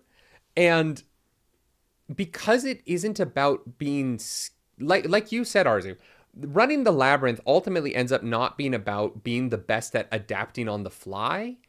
It is about memorizing the optimal path before going in. And so there's not actually a reason for it as a test of leadership, right? Because if you can just be given the answers, then that's what it is, right? Then anyone can just become leadership. Agreed. It doesn't make sense that he hasn't managed to brute force this by now. Yeah. So like it's that tough thing where like I don't know why Viridius hasn't figured this out. We don't know that Viridius has been in this room, right? And if he has, why wouldn't Viridius go watch Belly run the labyrinth? Like, I think that ultimately the reveal might be that you can't even get in this building if you've seeded before. Viridius might have never seen the labyrinth before, and that would make more sense to me. Right? Like, if Viridius has never been down here, and he is working off of the information he's able to get out of the teenagers he's sent in to do this work for him. But these teenagers are only at the school for a couple of years, right? And so he's not able to build up that level of trust with them. And he's working on like a real patchy amount of information. I think it makes sense, right? He basically like gets these kids to the school, he uses the 2 years he has them to get to the point where they Eutychium, and he uses the Eutychium to sneak someone off to get a little bit more information out of it. Then I think that the fact that he hasn't brute forced it makes sense. Evan Rose says, except Belly's body throws off the plan, which is a plot thread itself with her intact flickering body. So he has to improv the escape route by the skin of his teeth. He just loses seconds, but he still does the same escape route, right? Like it's still the same. It's still the same plan, and the body slows him down, but he still knows the like optimal route, right? But even with that, like you could plan for that. You can just have it once you know what the optimal route that the remnants is going to take. Once you figured that out, you could essentially just run the dead bodies through the optimal route, test different things. Like there's a way to brute force this that, yeah, just surprised that Viridius hadn't figured out. But so we get to the point where the thirds are asked to bring in two friends to the Eudicium. So they're going to go in teams of 3. Everyone else goes by ranking, except obviously Vis, who is like, I'm bringing Iden and I'm bringing Calidus. Those two are pulled by Viridius. He talks to them. He offers them something. Iden comes to Vis and is like, hey, I cannot tell you what I was said, but I cannot come in with you because you won't be able to trust me. Which to me says that either somebody from Iden's tribe is like alive and in a sapper.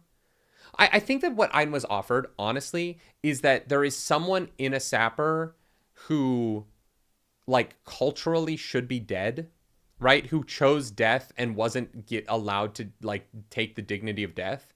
And that if Calidus or if Iden wins, Viridius will let them die, right? We'll take them off the sapper and let them die. I think that because I don't know what else he would offer Iden that he would really care about. But I think that Viridius giving him the opportunity to get someone who he thinks should be dead would be like culturally worth it enough to Iden to think that he might betray Vis. I'm bored says, what I want to know is what they mean by the labyrinth is for testing basic proficiency. I don't know. It tests the different concepts of will or something. If you can run the labyrinth, you can have superpowers. So Iden drops out and Vis brings in Equa and is like, hey, Equa, I know that you got my shit rocked in... Jonathan O'Neill says, I thought it was just more about him and his father being threatened with death if he didn't win himself. Oh, I don't think it's that, Jonathan O'Neill, because I think that he's disappointed in his father for not taking his own life, right? Because Iden's dad should have basically committed like seppuku, right? That's kind of the idea behind Iden's tribe. And I think that Iden is disappointed in his father for not being willing to kind of commit that and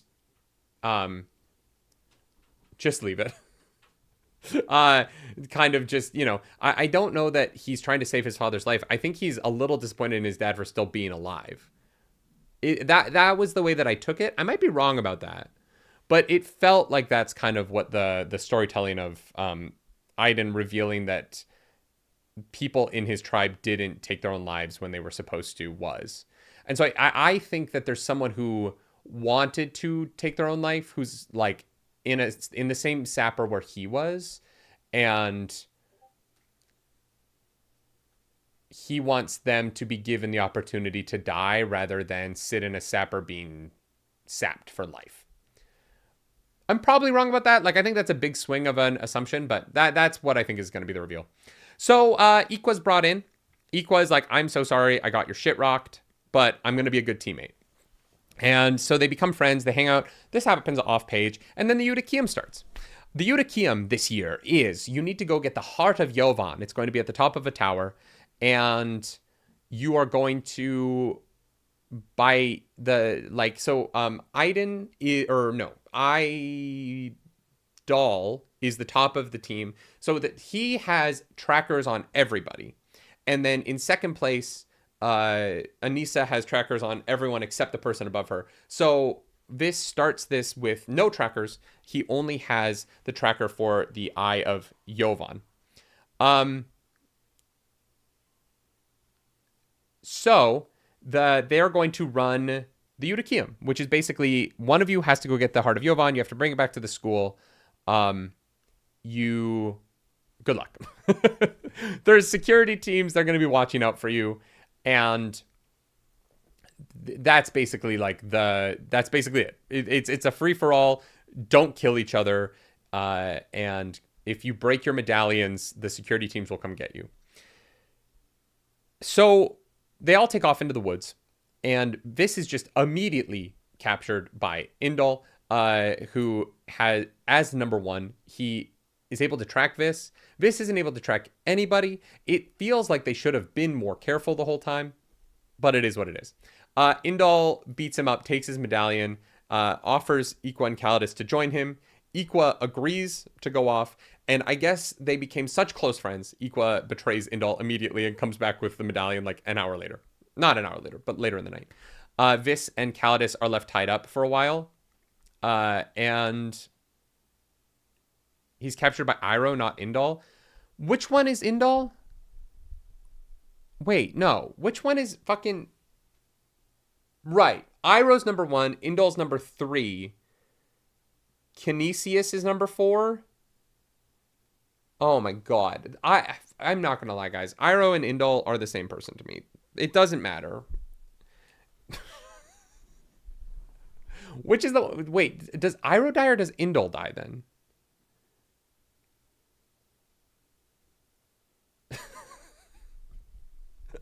I do like this book. Indol's the one who took him to Seuss. Right. Right. Iroh is so Iroh is ranked 3 in class then. Yes. Okay. Oh my god. Iroh dies. Indol lives. Yes. Okay. I think I have my eyes straightened out. I'm so glad Iden wasn't at the Eutychium, you guys. I would have lost my fucking mind.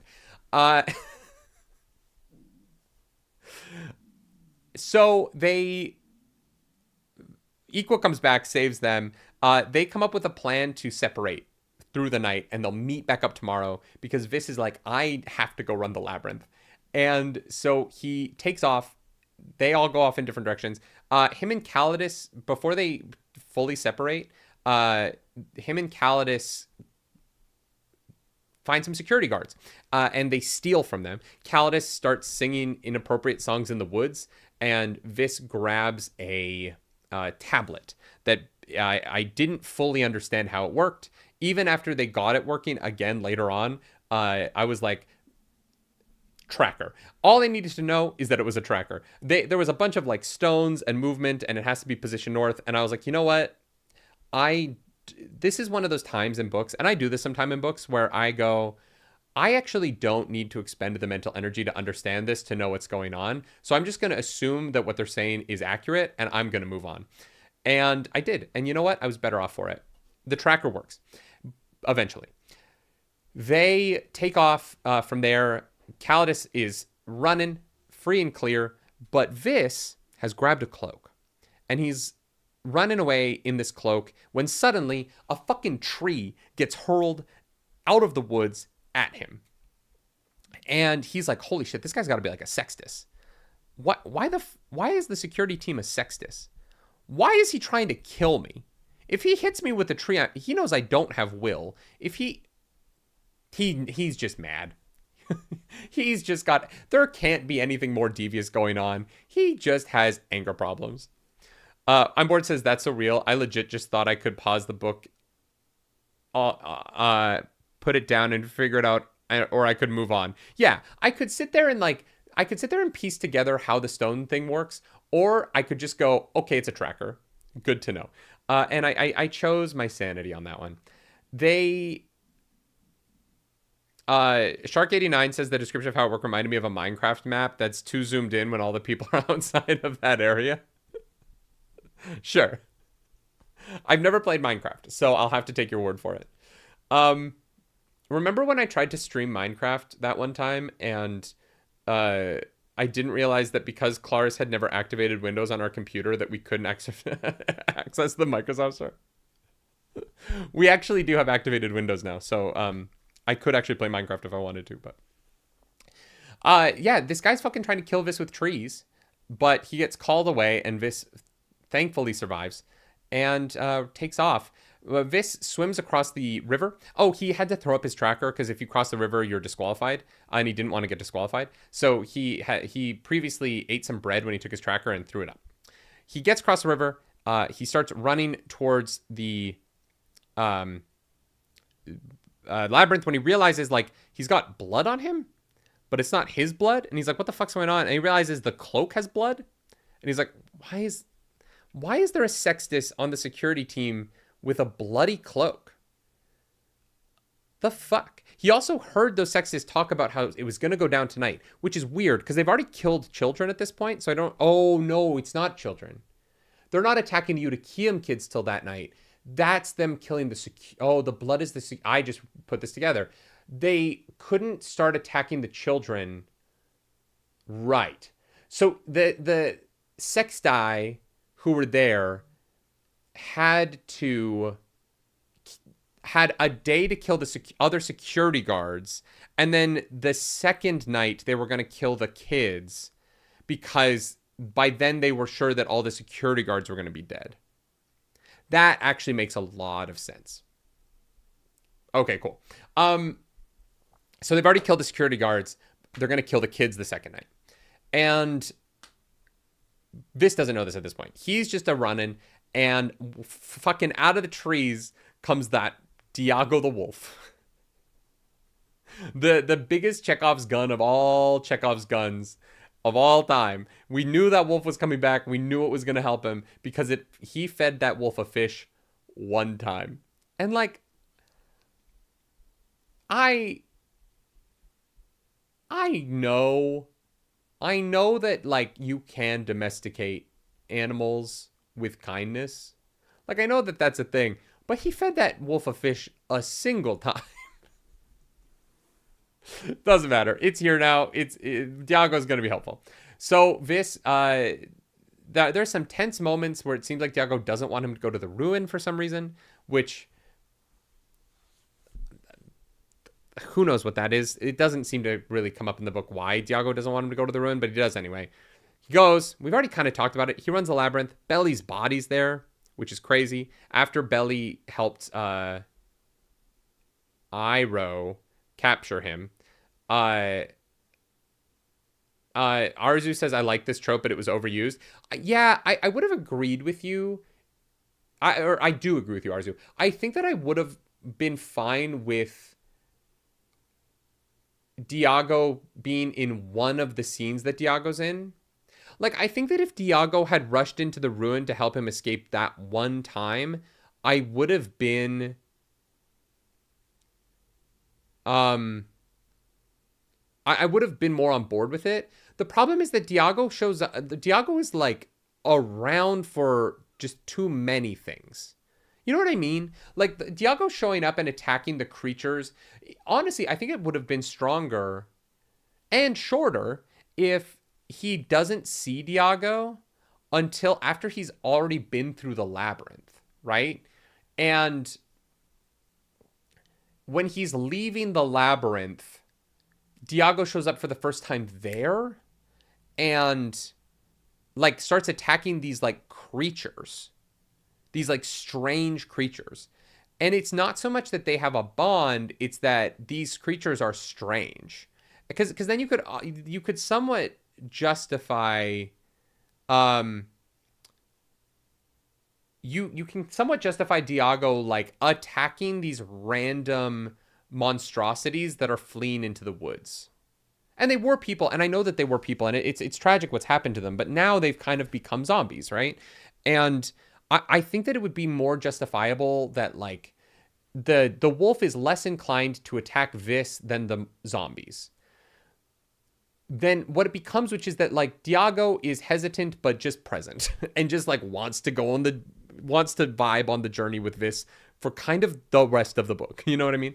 It was just a bit much. Yeah, it doesn't ruin it, but I did feel a little bit burdened by how much Diago was committed to the cause after this. But he gets past him. He goes through, and then this is where the book it gets so crazy. The book gets so crazy. He gets the people to die over and over again so he can watch them run the labyrinth, learn the pattern, comes up with the optimal path, and then he's like, all right, it's time. I've got to do it. It says a lot about Vis, though, that before they run the labyrinth, he's like, if you are dead, run the labyrinth. Please absolve me of any guilt of the fact that I'm asking you to do this. If you are already deceased, I need you to run the labyrinth for me. If you are not yet deceased, don't do that. They keep doing it, though. And so he's like, well, they got to be dead. All right, I got to learn this. He gets through. He goes in, finds this, like, there's basically a long path to... He barely gets through. He sees Belly's body. It shocks him, slows him down. He closes the door behind him, though, beats the remnants. It's a great scene. Really good. He then goes down into the basement, and he gets into a dome of blades, and they activate. Some lights shine. He feels like he gets squeezed real hard. And then he... Arizu says there's no guarantee that this conditional statement is actually why they go in. Oh, I agree with you wholeheartedly. They don't know that they're dead or not, right? I think this is 100% just saying it to absolve himself of guilt. But I don't think for a second that if he thought it was a true statement, he would only ask the first one. Right, Arizu? Like, if he genuinely thought that the question was being answered with a yes, he would ask it once. But he asks every single one the same question because it is about him, not about them. Because he knows that he needs them to do this no matter what. And it is the only way that he can get through it. He can't look up and see what happens to them. He can't watch. And he has to ask, if you are dead, then do this. Because otherwise it would be too much. And he wouldn't be able. He just wouldn't be able to. He would just go sacrifice himself in the labyrinth like Belly did. So he gets squeezed. And he pops out into the world outside. Or sorry, he pops back into the same space. The blades retract, and there's suddenly people on the outside of the dome. They're all staring at him. It's very creepy. And this is where, like, James Islington writes the horror of the book so well, right? Like the ominous presence of these people appearing and standing, and the way that they're they keep repeating, like, wanderer, adventurer, keep moving forward. They're basically just like there, repeating the statement over and over and over again about take the next step, take the next step, take the next step. Really effective. But Vis looks down at his arm, and carved into his arm is wait. And so he does. And all of the things in his path get taken out. Some mysterious force. At this point, I really thought that it was Sea Roar, and it is, right? But I thought that I didn't assume... Complete the Journey Warrior. That's what they say. Thank you, Arzu. Complete the Journey Warrior. Complete the Journey Warrior. I didn't assume that he got tripled. You know what I mean? I just assumed that Sea Roar would be his, like, ghost companion now, and that Sea Roar was using Will to, like, fuck this shit up. And after everything gets fucked up, he has on his arm R-U. I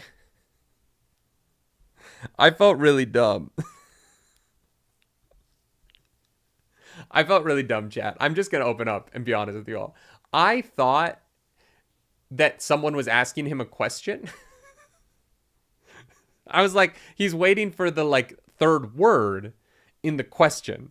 And someone is going to ask, are you something? Were you waiting for the next word to be up? Are you up? You up, girl? No, I thought it was going to be like, are you Viridius? Or are you a something?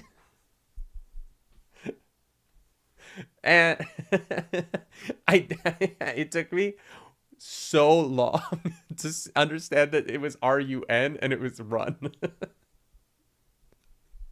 And by so long, I do mean I didn't understand that it was run until the epilogue. The entire rest of the book. I was like, wait a second. They never, the ghost never asked the question. And then we got to the epilogue, and I was like, oh, they're telling him to run. Fuck, I'm dumb. To be fair, in the audiobook form, there's no way to tell the difference between R and U and U. The word, yeah. But even like, if I was scratching into somebody's skin a question, I would scratch R and then U to say "Are you?" I felt stupid. In the epilogue, I was sitting there like, oh, they meant run. Right, because they said wait, and then they followed up wait with run. God, I'm dumb. So they run. They take off. And he has to like reverse run the labyrinth, which thankfully is easier because the remnants are behind him the whole time. And then he gets out on the other side of the labyrinth, and unfortunately, Searoar and other Vis have not cleared the whole path because there's a bunch of fucking zombies between him and the door. But Iago shows up. Wolf boy saves the day. They escape into the night, but they're still chased. I really thought Iago was going to die. I was like, all right, you know what? You've done the like tropey, like special boy gets the super pet kind of trope, but at least you kill the super pet. They don't. At least, you know, maybe Iago dies off page. But they flee. They escape together. And sweet victory. Sweet victory. What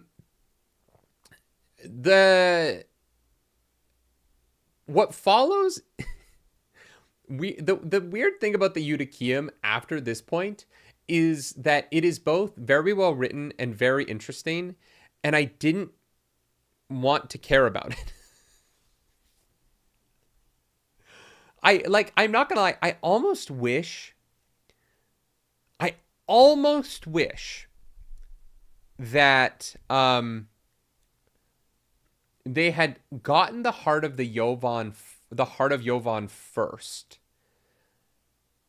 and then done the labyrinth, and then done the like. I don't know how it would have worked, but there is a weird part of me that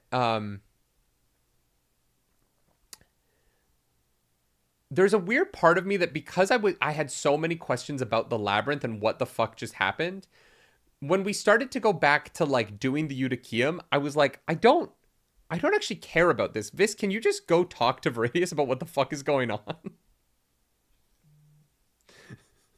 I don't care about the Heart of Jovan. I don't really care about who becomes the Domitor. Like, none of that is interesting to me right now. What the fuck just happened? Because the labyrinth gives so few answers, and the answers are in the epilogue, whatever, if you even want to call what you get in the epilogue answers, there was a weird sort of, and this isn't a quality problem. I think the Eutychium's great. It's all very well written, but there was a part of me when because he swims back, he gets back to Equa and Calidus. Vis doesn't care about that anymore either. Yeah, and I think that is kind of part of the problem. Jonathan Neal says, or at least one of the other groups has grabbed and moved from the start position, that there was any other progress not based on Vis. That is so true, Jonathan O'Neill. Even in the Eutychium, nothing moves until Vis does. That's such a good point. And maybe that's kind of what I felt like. It does sort of feel like the Eutychium was on pause for everybody because Vis wasn't there. Which is, you know what I mean? There's a little bit of that, for sure. For sure.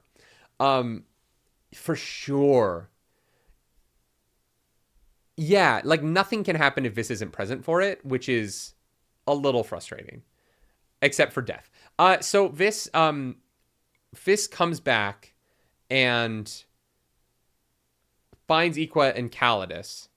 And they are like, all right, we got to go figure out what the fuck's going on. I'm bored says, my question is why the school thinks doing any of this somehow prepares them to be members of the Senate.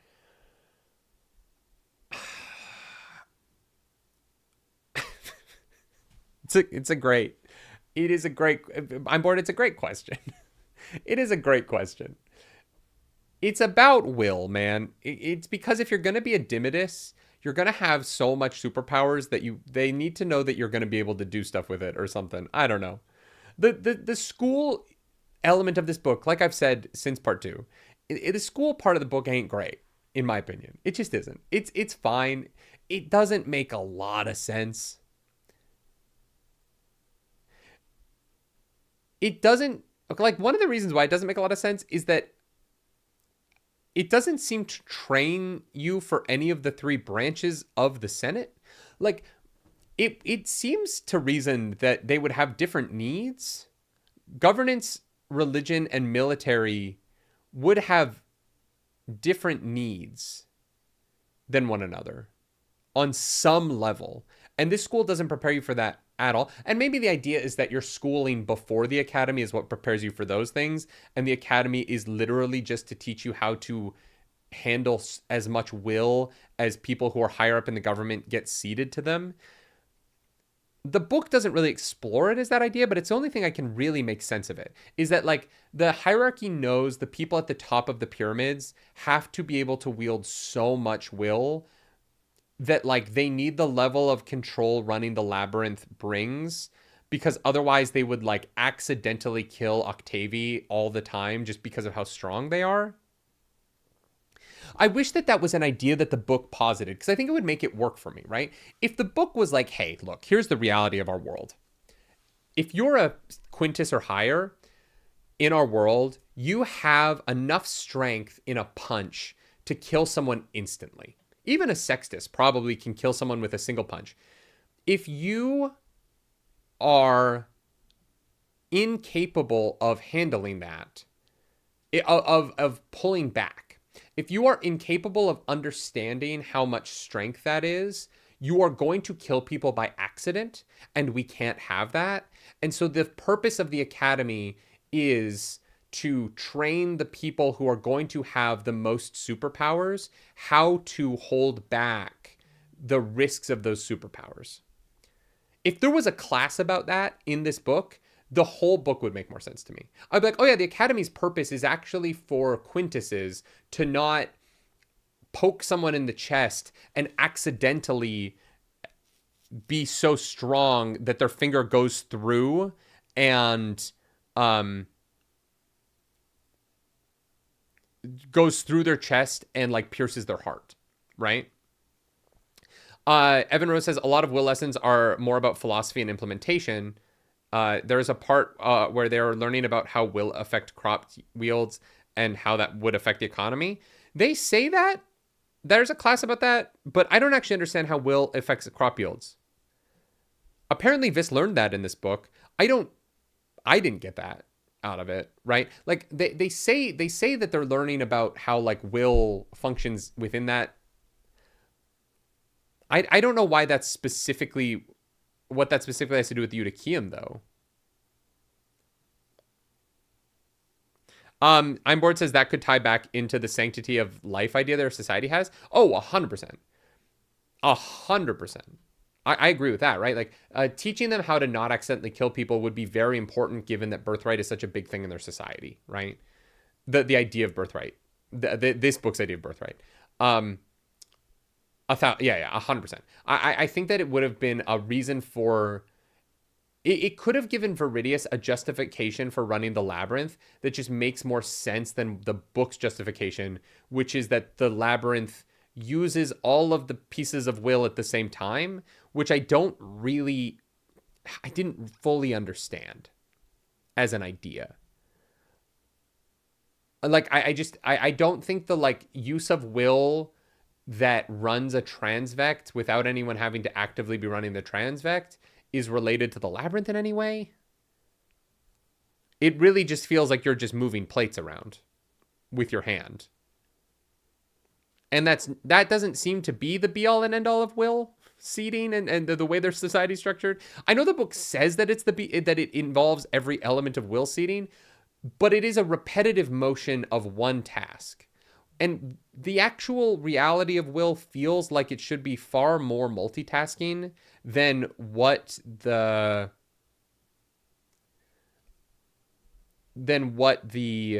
reality of it is. I don't know. I don't know. It doesn't matter. I like the school stuff's over. We don't. This isn't going to be a Fourth Wing situation where book 2 they go back to the school for some reason. You know what I mean? This is a situation where he literally will not be in school in book 2. So like whatever. The school stuff isn't great, but the series is going to move on from that, and that is for the best for the series in my opinion. So we run into Calidus and Equa, and they start searching out other thirds to try and take them out. So they're going to take out Kinesis or something. The weakest one. Arzu says that's an excuse. The labyrinth isn't part of the school until Viridius becomes Principus. Yes, 100%. I agree that it's not until he becomes a Principus of the school. I'm saying that I'm saying that the excuse could have been stronger and more of an excuse that I think that intellectual people would buy than the excuse the book gives, which everyone buys into, but doesn't seem to actually make sense, right? Like the book kind of is like, well, the characters buy into it, so the audience should, but I think that there's actually a stronger reason for them to run the labyrinth, which is the strength of will, which is limiting their use of will in high stress scenarios to not like physically subjugate the people beneath them, right? Evan Rose says they don't go to take them out. The kid's tracker isn't moving, so Viz goes to check on him when they find the bodies. Fair. Yeah, no, you're right. You're 100% right. I am misspeaking. You're right. Sorry, y'all. Talking for 2 hours straight is a wild experience. You just start to like try and say things because you're like, I have to keep going. I don't know how many solo, like, full book clubs like this I'm going to do in the future. This has been a really fun experiment with Will of the Many, but 3 hours by myself is a lot. It is different than I expected. I'm having a blast, and I hope they're enjoying it. But also, my brain is fried. So they go and... right, so they put together that this tracker hasn't moved for way too long. The security team should have picked it up, so they go to check on it. And the smell is the first. They walk past this field and they don't see anything, but they know the tracker's here. I would have assumed if I was Vis that the kid did the same thing he did, which is drop it off, not swallow it or not keep it swallowed. I'm enjoying it, but do what works best for you in the channel. I want to do like lives. I just think they might be shorter. I'm bored. I might not try and do it this way in the future.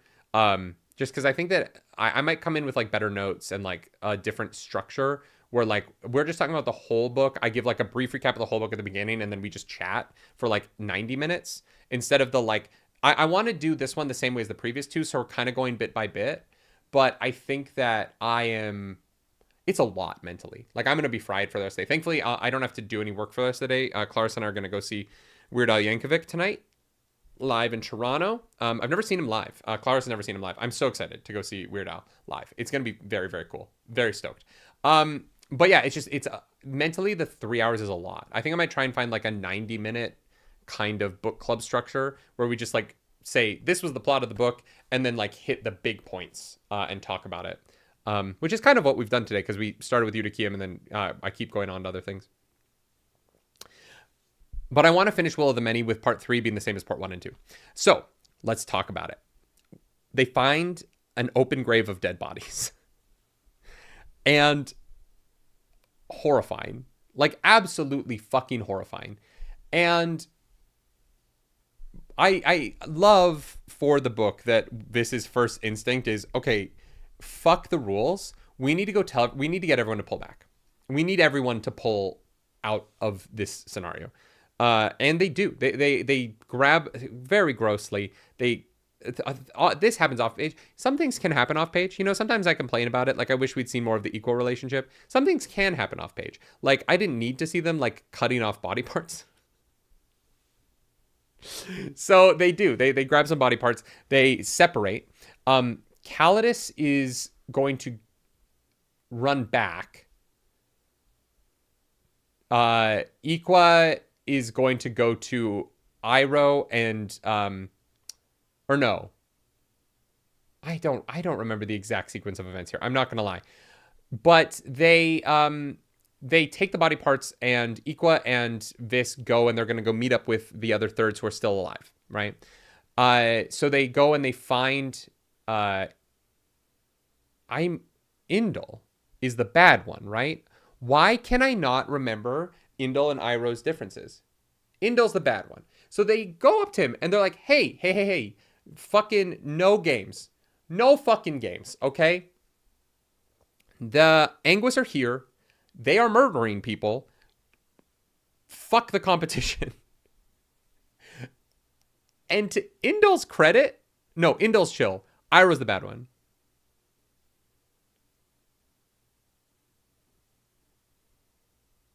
Caldus doesn't know. He runs back before they find the bodies as part of it. That's what it is. God, thank you, Arzu. My brain is, I am like, really? I feel like the Indol Iroh thing has fucked me up so much I'm forgetting everything else. Caldus leaves first. Equa and Vis find the bodies. Yes. 1,000%. So, thank you. I knew I was like misremembering something. Iroh's already dead. They go to Indol, and to Indol's credit, they're like, hey man, they're killing people. And Indol is like, sick. I'm out. He's like, great. I am not fucking with this. Let me out of here. And he leaves. He does not for 1 second go like, yeah, I'm sure. Yeah, this hand, very real. No, he's like, that is a human hand. Fuck this shit. And you know what? That level of self-preservation is sometimes not available to characters in books like this, and I appreciated that he had it. It's also interesting because he's like it's interesting in that Indol, the stakes for him are so fascinating, right? Like he wants to give up on his family's thing. His dad's a Dimidus, and he's like, I want to switch to religion, right? But it doesn't seem like he's running the labyrinth for... So I thought that because Indol was going to... The idea that Indol was going to like leave his pyramid and defect, that he was the one that was going to... That he was the one Vis was going to see in the labyrinth. Because I thought that him defecting was because he had made a deal with Viridius. And maybe he has a deal with Viridius. But the fact that he doesn't is very interesting to me. Unexpected. Didn't know where that was going. But yeah, Indol's out. And so it's just Vis, Anissa, and the tower left. Equa fucks off. I actually don't remember why Equa fucks off. She fucks off. It doesn't matter. Evan Ross says, so what do you think is Indol's secret? The secret wasn't that he was leaving to religion, but on Seuss, Indol thought Vis knew something else. You know what? I don't know. I really don't know. I thought it was that he was running the labyrinth. I thought that he knew about the labyrinth. And when it wasn't that, I've got no fucking clue.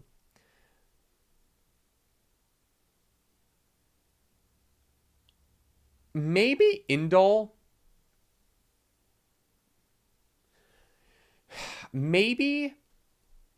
I think Indol is gay, and that's what he thought Vis knew. Oh, that's probably it.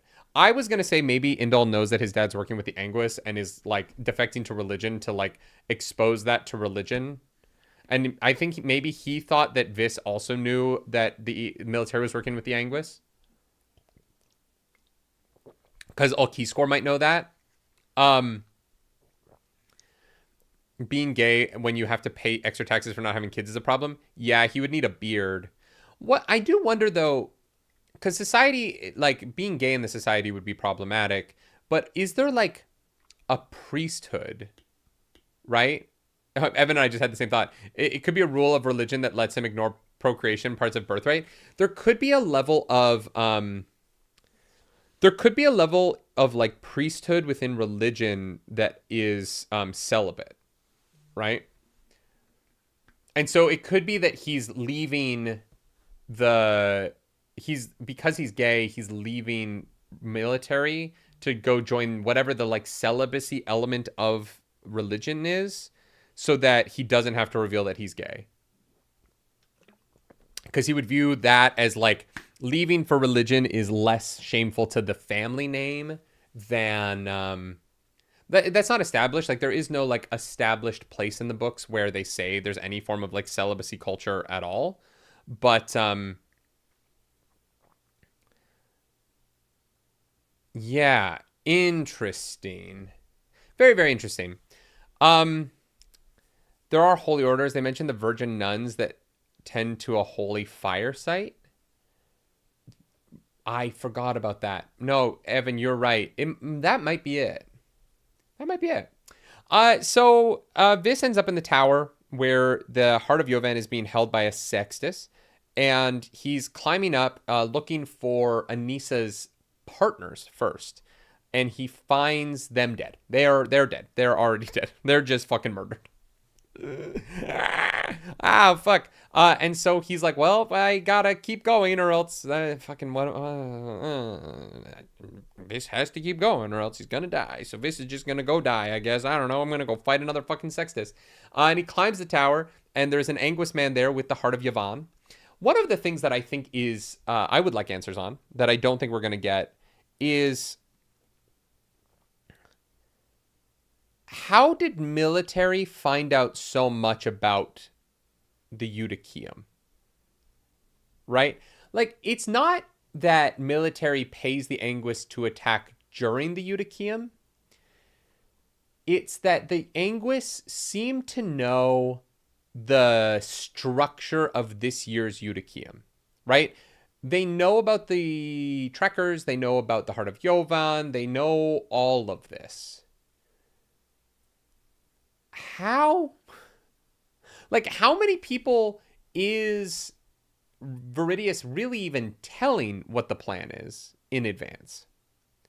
It seems to me like it should be fairly easy to figure out who is the leak on religion side, because the number of people who need to know the events in my mind is very small.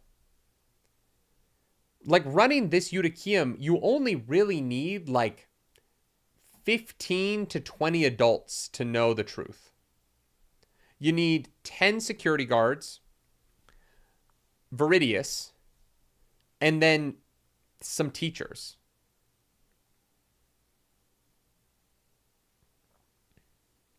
Nerdy skipping the conflict and discussion by the pinned bodies. I mean,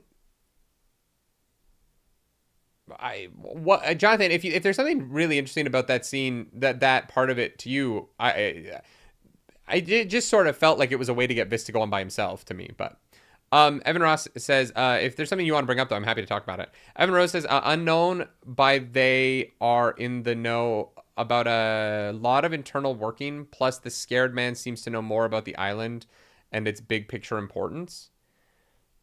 Oh, yeah, no. I totally agree with, I totally agree. Oh, wait. No, I was about to get to that guy, Jonathan. No. There's two guys. Well, I'll get to that guy in a second. I understand that they understand that the island is of importance. I just didn't really, I don't, like, does Viridius have to, like, give the plan? You're right, Jonathan. I totally skipped over a whole guy. I was talking about why Equa's gone. But no, you're right. We have to talk about the guy from fucking the festival. I skipped over a whole very important thing that I wanted to talk about. I just don't understand how does Viridius have to like give the Senate the plan for the Eutychium? I don't know. It just seemed like it wasn't like the Anguis came and attacked. It was like the Anguis had the exact strategy of the whole day laid out for them somehow, which means that military knew what the plan for the Eutychium was when this was in Seuss. And so this Eutychium, which isn't like that complicated, like they have to go get the Heart of Yovan. It means that like plan would have had to have been leaked months ago. and that I don't know. It doesn't matter. Yeah, Vis runs into a guy. He runs into a guy.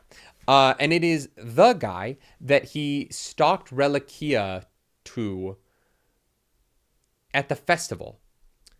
And fucking, yeah, we have to talk about this guy because this guy has also been to Obatium, right?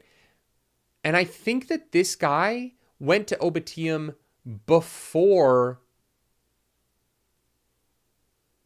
Searoar did, right? So I think that so this guy is basically like, it's you. Oh, your blood is changed.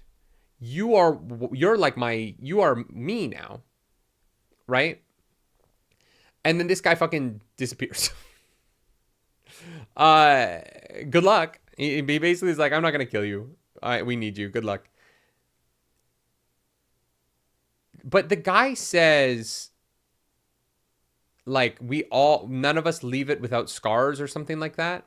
I should have written down the exact quote. And what's so fascinating about it is the Anguis. I don't think the hierarchy.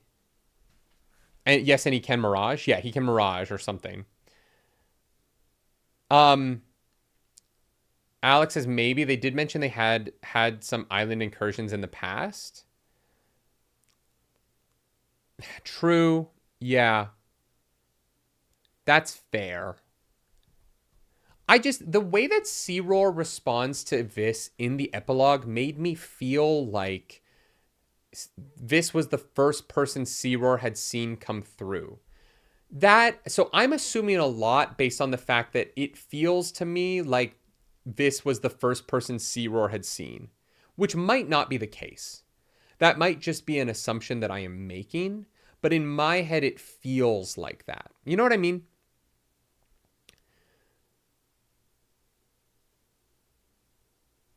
And that's what it feels like. Evan says he knows about the other places, but we don't know what he is or how he does what he does. Yeah. Again, another cliffhanger at the end of this book. All of these things, if they have really satisfying answers, will make for a really cool series. And if these things don't have satisfying answers, this book will be worse in the future. It is the risk of this many cliffhangers is that there are series where the follow-up books aren't as good, and it doesn't affect how good the first book is, right?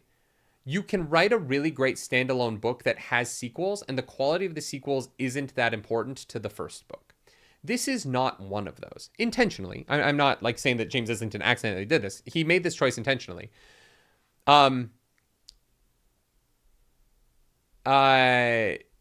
This is a series where the quality of the first book is dependent on whether or not these things make sense based on answers given in the future.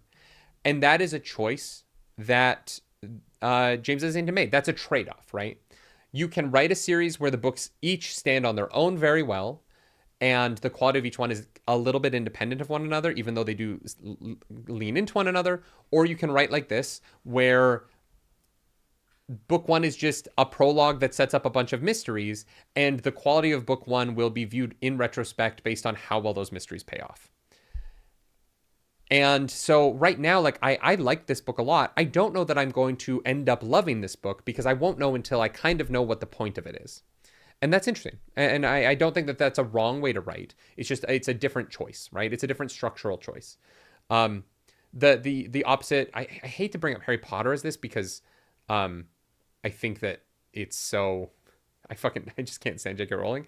But like Harry Potter books are a part of a larger series, but in many ways they are individual books until I would argue book 6. Book 1 through 5 are all individual books that have individual quality that isn't as dependent on what the answers are later on because there is a resolution in each one of those books, right? And if I'm being honest, my preference is more in that direction than in this direction. On the whole, I prefer books that have a resolution in them rather than sort of like the ongoing cliffhangers of like a Stormlight Archive, right? I think that Mistborn Era 1 does a better, and Mistborn Era 2, honestly, they do a better job of being contained books that then have sequels that like recontextualize later, but the sequels don't drastically change how I feel about the first book, because the first book isn't just mystery endings. In the difference is like Stormlight Archive, which I think is very good, mostly does big mystery endings. And you're like, okay, well, Wind and Truth has the weight of it has to resolve and make those 4 books mysteries worth it. This leans more Stormlight Archive than it does Mistborn. I'm bored. Thank you for this question. I'm curious how you feel about the magic power guy being dismissive of the Anguis and Vis's mom. I mean, once you've been to Obitium and you know that you're split into 3, like, I feel like, do the Anguis matter, right? They're kind of just tools. Whatever's going on in Obitium, it has to be so much bigger than this, right? Like, once you're split into 3, it's like, yeah, Reliquia's, she thinks she's doing very interesting things, but the scope of the world is actually so large that Reliquia doesn't even understand how small her world actually is. Evan says, do you know that an excerpt from Obitium chapter of book 2 was released? Oh, interesting. Because some answers are public now. No, maybe I'll read that and make a video about it. That might be an interesting little nerdy wordy book club video. Thank you. I did not know that had been released. Evan, I appreciate that. Evan also says, based on Islington's other series, their debut series, I trust that he knows how to write a holistic, satisfying series. Things that I hope he improved on is managing side and supporting plots. Interesting. There's a whole missing subplot from the last book in that series, though. Oh, no. Yeah, I don't think that he handles the subplots the best.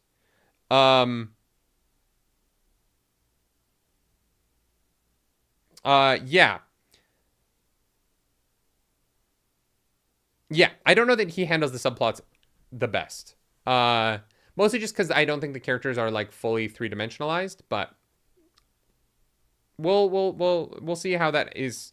The characters, a lot of the characters that I care the most about are dead now. So it is tough. Like, Calidus is dead, which just sucks because it sucks for a lot of. We'll get to it. Let's get to it. Let's do that now, and then we'll talk about why I'm like, that was the second most like interesting character in the series is gone. But I do like that death is a real thing, right? Like, I'm a big fan of like death being real, and so Calidus dying is actually great for me. And we'll talk about it when we get to it. For now, he leaves the conversation with the magic power man very confused, and so was I. So to be fair, we were both very confused. He climbs the tower. He finds a Sextus. The dude's like juggling the heart of Jovan, and he's like, "Fuck, man, God, okay, here we go." He loads up his arms like fucking Henry Cavill in Mission Impossible, and he goes and fights the guy. He loses because the guy's a Sextus. The guy's got superpowers. Again, these people have superpowers. But then Anissa fucking whips out a dagger. Vis has been stabbed. Or Vis has been cut. And he's like, I'm going to die. Anissa fucking kills the Sextus from behind. She's been hiding in some crates. She's been pulling a like solid snake. She pops out of a cardboard box that she's been walking around in all day. And they get the heart of Jovan. Vis has it in his hand. And Anissa is like, cool story, bro. Stabs him, kicks him out a window, takes the heart of Jovan. He was going to give it to her, I think. I genuinely think he was going to give it to her. I don't know. It seems like Anissa knows about the labyrinth and knows that Vis went through it. It doesn't seem to me like she's killing him just to kill him. And even before we got Viridius's line about it, I felt that way, right? Vis is stabbed and is healing quick. Oh, yeah, I kind of skipped over this. Vis has been getting hurt since the labyrinth, and all of his injuries are healing faster than they should. And also the wolf's injuries are healing faster than they should. I think that Wolf jumping in and helping him in the labyrinth has tied the two of them together magically. I think we're going to find that out because I think the wolf also healed in ways that he shouldn't. Arzu says the fact that Anissa has been cheating this whole time with Will using pissed me off more than her stabbing him. Has she been cheating the whole time, though? I don't think so, Arzu. I don't think Anissa cheated until the Eutychium. Because I don't think you can... yeah, maybe actually... Maybe she did.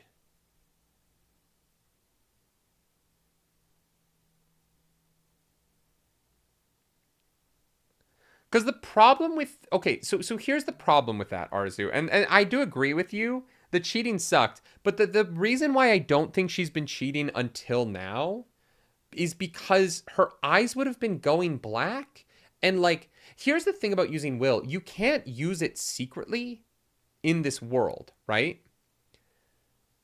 Your eyes go black when you use will, which is why everyone wears this, which is why people wear the sunglasses.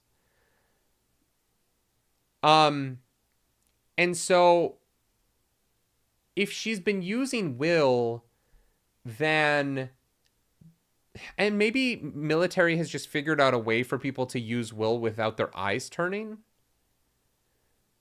But if she's been using will like around the school, like for a year, people would have noticed. Yeah. My understanding is that, like, you can't really... I don't know that you could, like, actually get away with it. When you actively use it, sure, but there are passive benefits. Oh, and maybe the passive benefits don't change your eyes at all. That's interesting. Yeah, and maybe she got around the will shield somehow. I don't understand the will shield enough to know if she got around it. because Vis never even tries, it's just not something... I figured she, like... Once they were outside the school grounds, that she was like being ceded to for the Eutychium was how I felt about it. Yeah. No, you guys are right. She could have been getting passive benefits, but then who in military would have been high enough up to have the pull to make that happen? I'm bored says, if the reveal of her being more than she seemed was going to come so late into the book, I think it needed to hit with some force in a way that we, the reader, could extrapolate motives about her choice. Well, and honestly, I agree with you, right? I'm bored. This again gets into me not thinking that thinking that this book is a little too cliffhanger reliant. Is like, what happened here with Anissa is only as interesting as the next book makes it. And right now it's interesting because I won't know until I read the next book. But yeah, like it's only interesting up until I know what the answer is. And then that answer has to be very interesting because I have no real clue why this happened other than Vis's blood. Sure. I guess, like, Anissa has enough will to be able to see that. Like, I don't know. If there are students in the school ceding to her, then the shield might not catch it. Isn't her family knights? I didn't think she was a military family. All of the thirds that went to Seuss were from military. Which is why Iroh wasn't there, Evan, right? It was just, all the kids that went to Seuss were the military families. Belly, Indol, Anissa, and the other one. No, just the three of them. So she must have been military because everyone who went to Seuss was military. They wouldn't have allowed any of the thirds from religion or governance to be there because it was the special military meeting, right?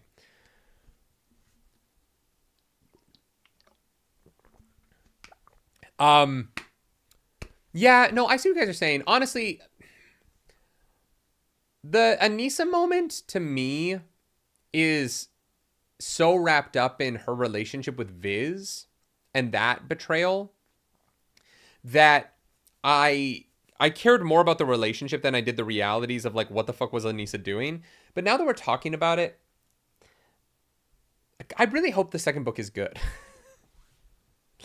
Belly wasn't. She's governance. I thought everyone who went to Seuss was military. Wasn't that a conversation? Because wasn't when this was like, oh, I don't know if I want to go to Seuss with Iroh. That's why Viss offered to change as part of their bet. No, you're right, Evan. You are right. But what didn't Viss have a conversation with Indol when Indol invited him, where Viss was like, I don't want to go with Iroh, and Indol said like, oh no, it's military families only.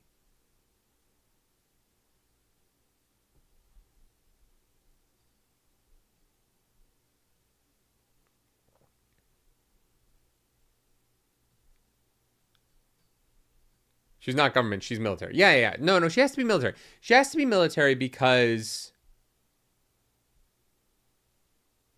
Wait. Actually, no, I'm confused because... Then why would it be a coup for her to get...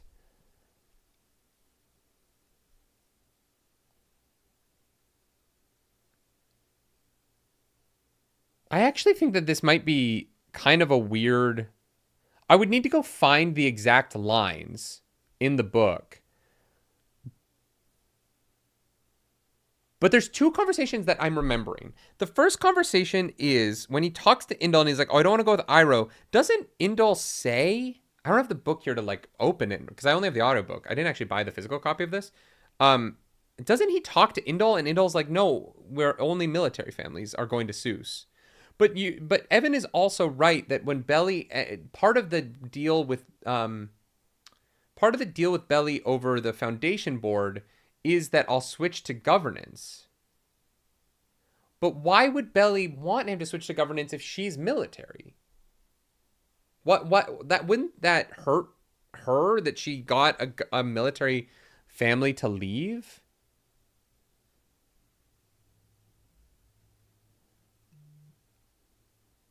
Arzu says that is a plot hole that people speculate is because Belly and Equa used to be one character that was later split into two, but we have no confirmation.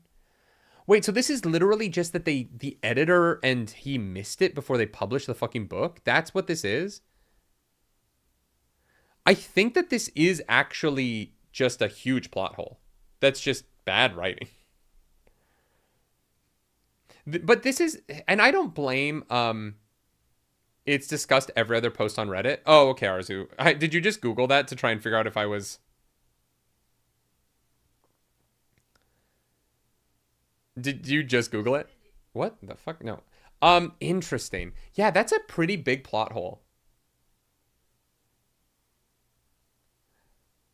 I didn't think of it at the time because there's so many characters in this book and so many of them don't like really stand out, which I guess isn't like the biggest compliment to the book. Like if I were to give this book a score, I would give it like a 3.5. You know what I mean? Like I don't think it's like, I would give it like a 7 out of 10, maybe a little bit higher, maybe 3.75. No, you searched for that after you finished the book yourself. Okay, I should have caught that. Yeah, you guys just made me realize that seems really odd. Well, and what's so weird is now Belly's dead, so it doesn't matter. Like I don't think book 2 will even get into it. This isn't really a James Islington problem, though. I mean, it is. Like, he should have caught that, and it should make sense. But this is... Modern books are under-edited.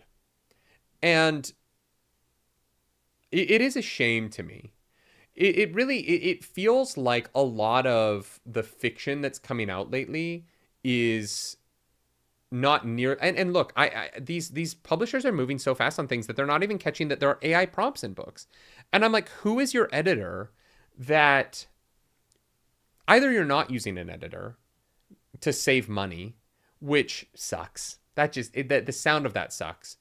Or you're just not, or you just don't care. And that sucks. And this is an honest mistake. And honest mistakes even past great editors. Like, I'm not saying that, like, but, you know, shit happens at the end of the day. it just feels like the like shit happens excuse is becoming more prevalent in modern literature, particularly in fiction.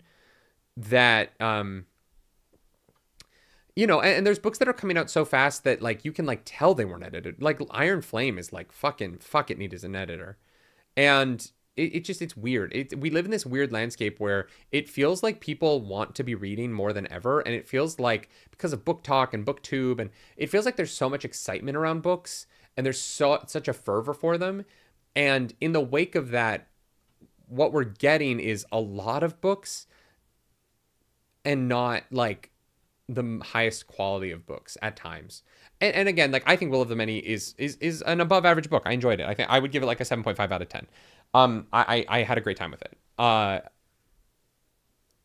But at the same time, like that because it's so it's so important to two major moments in the book.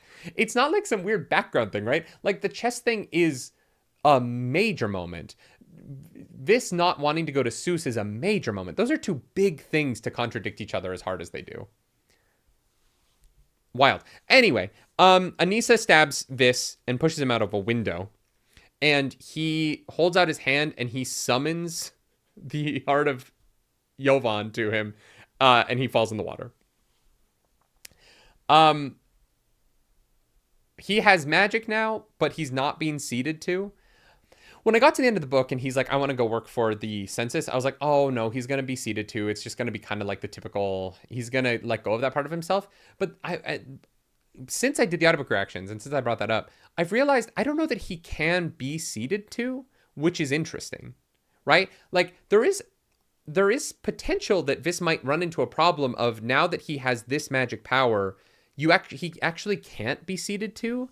And it would be an interesting problem in book 2 for him to have to get out of being ceded to somehow. Like the conflict is he can't be ceded to, and he knows that it doesn't work. And so he has to come up with ways to hide that there are people who think they're ceding their will to him, but they actually aren't because they can't, because this other magic is impeding that. Like he can't have both at once. I don't know if it's going to go that way, but I was kind of thinking about it. It would be kind of fun for him to like still have the problem of the ceding going on somehow. Even though, like, he's now an adult and legally, like, should be within the system. If the going through the labyrinth keeps him outside of it somehow, and he has to work with, maybe even, like, work with Viridius to keep that a secret, or, something like that. He has to, like, accept allyship from people he does not want to ally with in order to maintain the facade of the law, even though he has become outside of it. Arzu says he could become an auditor. That was another job that has to be without will. I thought only the senior auditor was without will and that those were like retired people. I thought like there was one auditor's work for the census. I thought there was only like the like most senior of the auditors had no will. But I would have to read that again to know. Vis makes it back. He heals super fast again. He has superpowers now. But they're usually retired semi. Okay, so him being, yeah, the usual being senator. Yeah, okay. So he makes it back to Calidus. And Calidus is he already in a fight when he gets back to Calidus?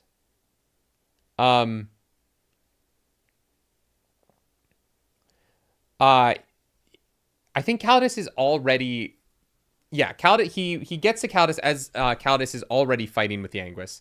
And he is able to save Calidus momentarily, but Calidus is too wounded, and he takes Calidus, he carries him back towards the academy trying to save him. And in what I appreciated for being as adult as it was, and much like the Frederica conversation, the more adult and more emotional parts of this book are very strong, in my opinion. The Frederica conversation about the Susian artifacts was my favorite part of this. This was maybe my second. The writing of this, realizing the moment Calidus was no longer with him, was exceptionally done. Really, really, really well written. It hit like a brick in my stomach. And I just thought that it was an emotional moment. This book isn't very emotional, right? The like weird kind of like Greco-Roman language and this is intellectualized sort of wall that he puts between himself and the rest of the world is a little bit pragmatic versus being very like internal. And the way James Islington managed to write this, having an emotional moment with Calidus's body, while still maintaining the pragmatism and the sort of exteriority with which he experiences the world, was so successful. It was so well done, and it hit real well. It didn't feel like Vis suddenly became a more emotional character. It felt like we were experiencing the way in which Vis processes emotions, and they were they hit deep. And I just I don't know what time Calidus dies floored me. Yeah, but again, it's Vis trying to put a like mathematical language on Calidus's death. I thought it was unbelievably successful as a moment. And he carries his body back to the academy and he lays him down in front of Viridius, right? Gives him the Heart of Jovan, succeeds, he becomes the Dominator, he wins the Eutychium. He finds out that if Calidus had managed to get the Heart of Jovan in, that the thing that Calidus was offered was Dominator, which is very interesting. Because Viridius knew the whole time that Calidus should have been in 3. Right? Like, Viridius is never under the impression... Viridius isn't fooled by Calidus's actions. He knows. There's just not really a reason for him to do anything different. There's no reason for him to try and force Calidus to behave differently. But he knows the whole time that he could have been Dominator and it would have been fine. And this wins, but he loses his best friend, and he falls unconscious for 5 days. He wakes up, and Viridius is like, "Hey, so what happened in the labyrinth?" Look, I don't have much time. I need you to join religion. And Vis is like, I want to... we're running out of time here. Vis, let's just run through the end of the book really quick, and then we'll talk about it. Viridius is like, join religion. Come work with me. We've got to stop the next apocalypse. Vis is like, that's crazy. Wild, dude. A bunch of people walk in from the Senate. They're like, hey, where do you want to go? You're Dominator. You can go wherever you want. He's like, I could go be that ambassadorship, but no. I am going to be working for Calidus's dad. I'm going to go work for the auditors. I am going to work for the census. And everyone is like, that's a really weird position to take, but sure, whatever you say. End of book. Viridius is like, hey, you need to talk to Anissa. She wants to explain. She thought your blood was bad or something. We'll find out in the next book. Epilogue. Vis wakes up in a field of statues. And people come over and they're like, hey, man, what are you doing here? Cut. Vis wakes up. Searoar's there. And he's like, hey, man, we're in Obitium now, but you have to save yourself. So give me your arm. I need to chop that shit up. I need to write some shit into your flesh. Also, Vis has... I've totally skipped over this. Vis has to stick his hand in the wall to, like, open the door, and so he's losing his arm. So Vis doesn't have a left arm anymore. Jonathan O'Neill says, I'll listen to you, but I'm not ready to work with you. Yeah, I liked that bit. I liked the idea of Vis having moved the needle a little bit with Viridius and being willing to work with Viridius in the way that they do. I thought that was clever. It's a great way for them to move forward, just because... Viridius at the end here, even without Vis knowing that one of the Visses met Searoar, Vis doesn't trust Aliscor. And I thought that was the right way for this to move forward. Like, I don't think that Viridius is any more or less trustworthy than Aliscor at this point. And I think that I understood the choice. And I think it was the right one. Arzu says, if this is about stopping an apocalypse, then why is Viridius keeping this a fucking secret? All the senators should know.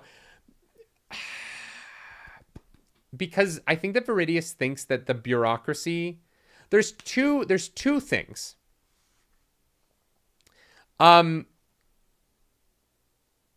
Oh, Evan Rose says one thing you might not know about from the audiobook. The other world chapters start with an icon at the top of the pages. First is a Celtic cross for Lyceum, and the second is an Egyptian Ankh. Okay, maybe going to be dumb here, and so if I get this wrong, but the Egyptian Ankh is the symbol of the god of death, right? In Egyptian mythology. I might be wrong about that. But just interesting that Obitium is death. They say synchronism is death.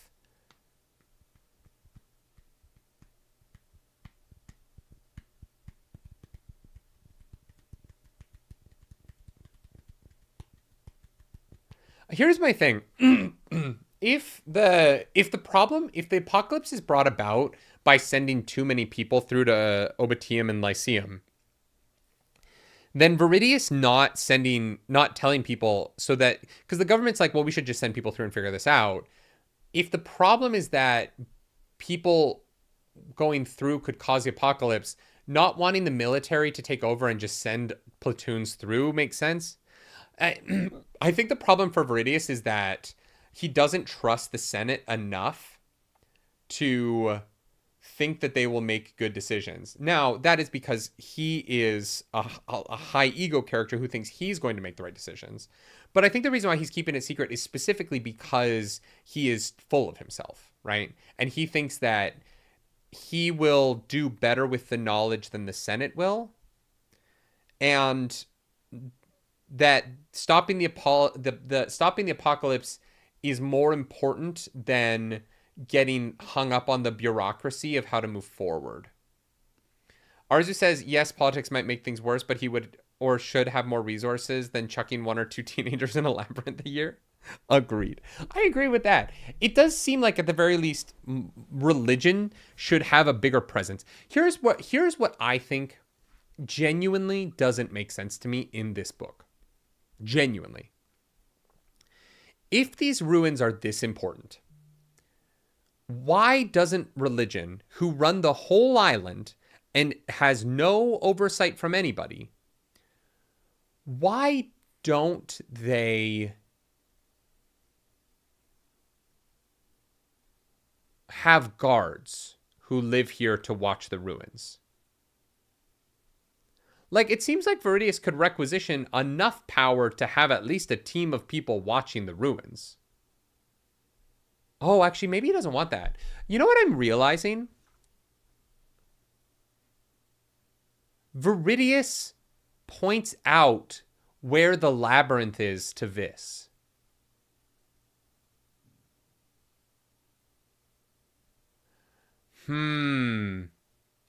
No, Viridius wants Vis to run the labyrinth. Viridius has no problem with Vis running the labyrinth. When Vis is leaving for the first time, right? When Vis is leaving the school for the first time with Aliscor, and it's him and Viridius and Aliscor, Viridius specifically points out the direction of the labyrinth by bringing up where Searoar's memorial is to Vis. I think Viridius wanted this all to happen. I think Viridius wanted Vis to run the labyrinth. I think when he points out where Searoar's memorial is, I think he's telling Vis where it is. He's giving Vis where to go.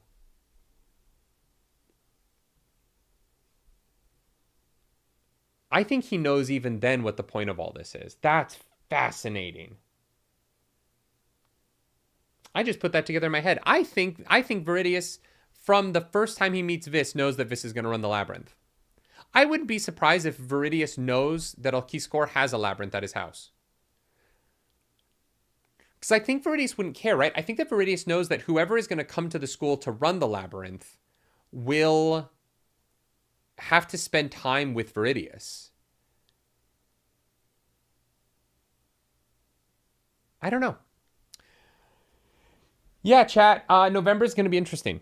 November is going to be really interesting when book 2 comes out and we cover it. I don't know how we're going to cover it on the channel. We are going to cover it somehow, or at least I will. Because I've enjoyed this and I want to know what the answers to these questions are. I want to get into it. I want to explore this more. But yeah, that's kind of the book. I'm surprised we didn't get a resolution with Aliscor at the end of the book. I am not surprised that Siror is alive. If anything, the least surprising thing in the world to me is that Siror is alive. But yeah, that's Will of the Many. I enjoyed it. It's not, my favorite thing ever. I think it definitely has some places where it doesn't seem as interested in its own story as I think it should. But let's do high-low really quick. High, obviously, is the moment with Vis in Seuss with Frederique. Are you going to read the preview chapter? I will make a video about the preview chapter. Yeah, I'm not going to do that right now. I have to get out of here. But I will read the preview chapter, and I will make a separate video about that on this channel probably next week. But I really have to use the bathroom, so I'm going to end the video here. Hi, speaking with Frederique, incredibly done. Amazing. Loved it. Low, the low in this is really like the book low of like the school stuff just doesn't feel as like interested in. But I will say, like, I wish the Belly chess match that Vis had just struggled a little bit more with it. That it felt like more like he overcame it. If you want to follow me on the internet, you can. I'm at nerdynightly. If you don't, hit the dislike button and leave me in comments down below because the algorithm god is hungry. We got to feed her. This episode, that algorithm goddess is Anissa because she's got secrets that we don't know. The book club we would get if Vis goes back to school would be very funny. I would be furious. If Vis has to go back to school again, I will be furious. I hate the like fake out we left the school. It's one of my least favorite things about Fourth Wing. Yeah. I'm going to end stream here because I need to leave. They go for a great book club. I will see you all on Friday with Rhythm of War. All of this week's reactions are up. So I'll see you then. Thank you to our mods. Thank you to everyone.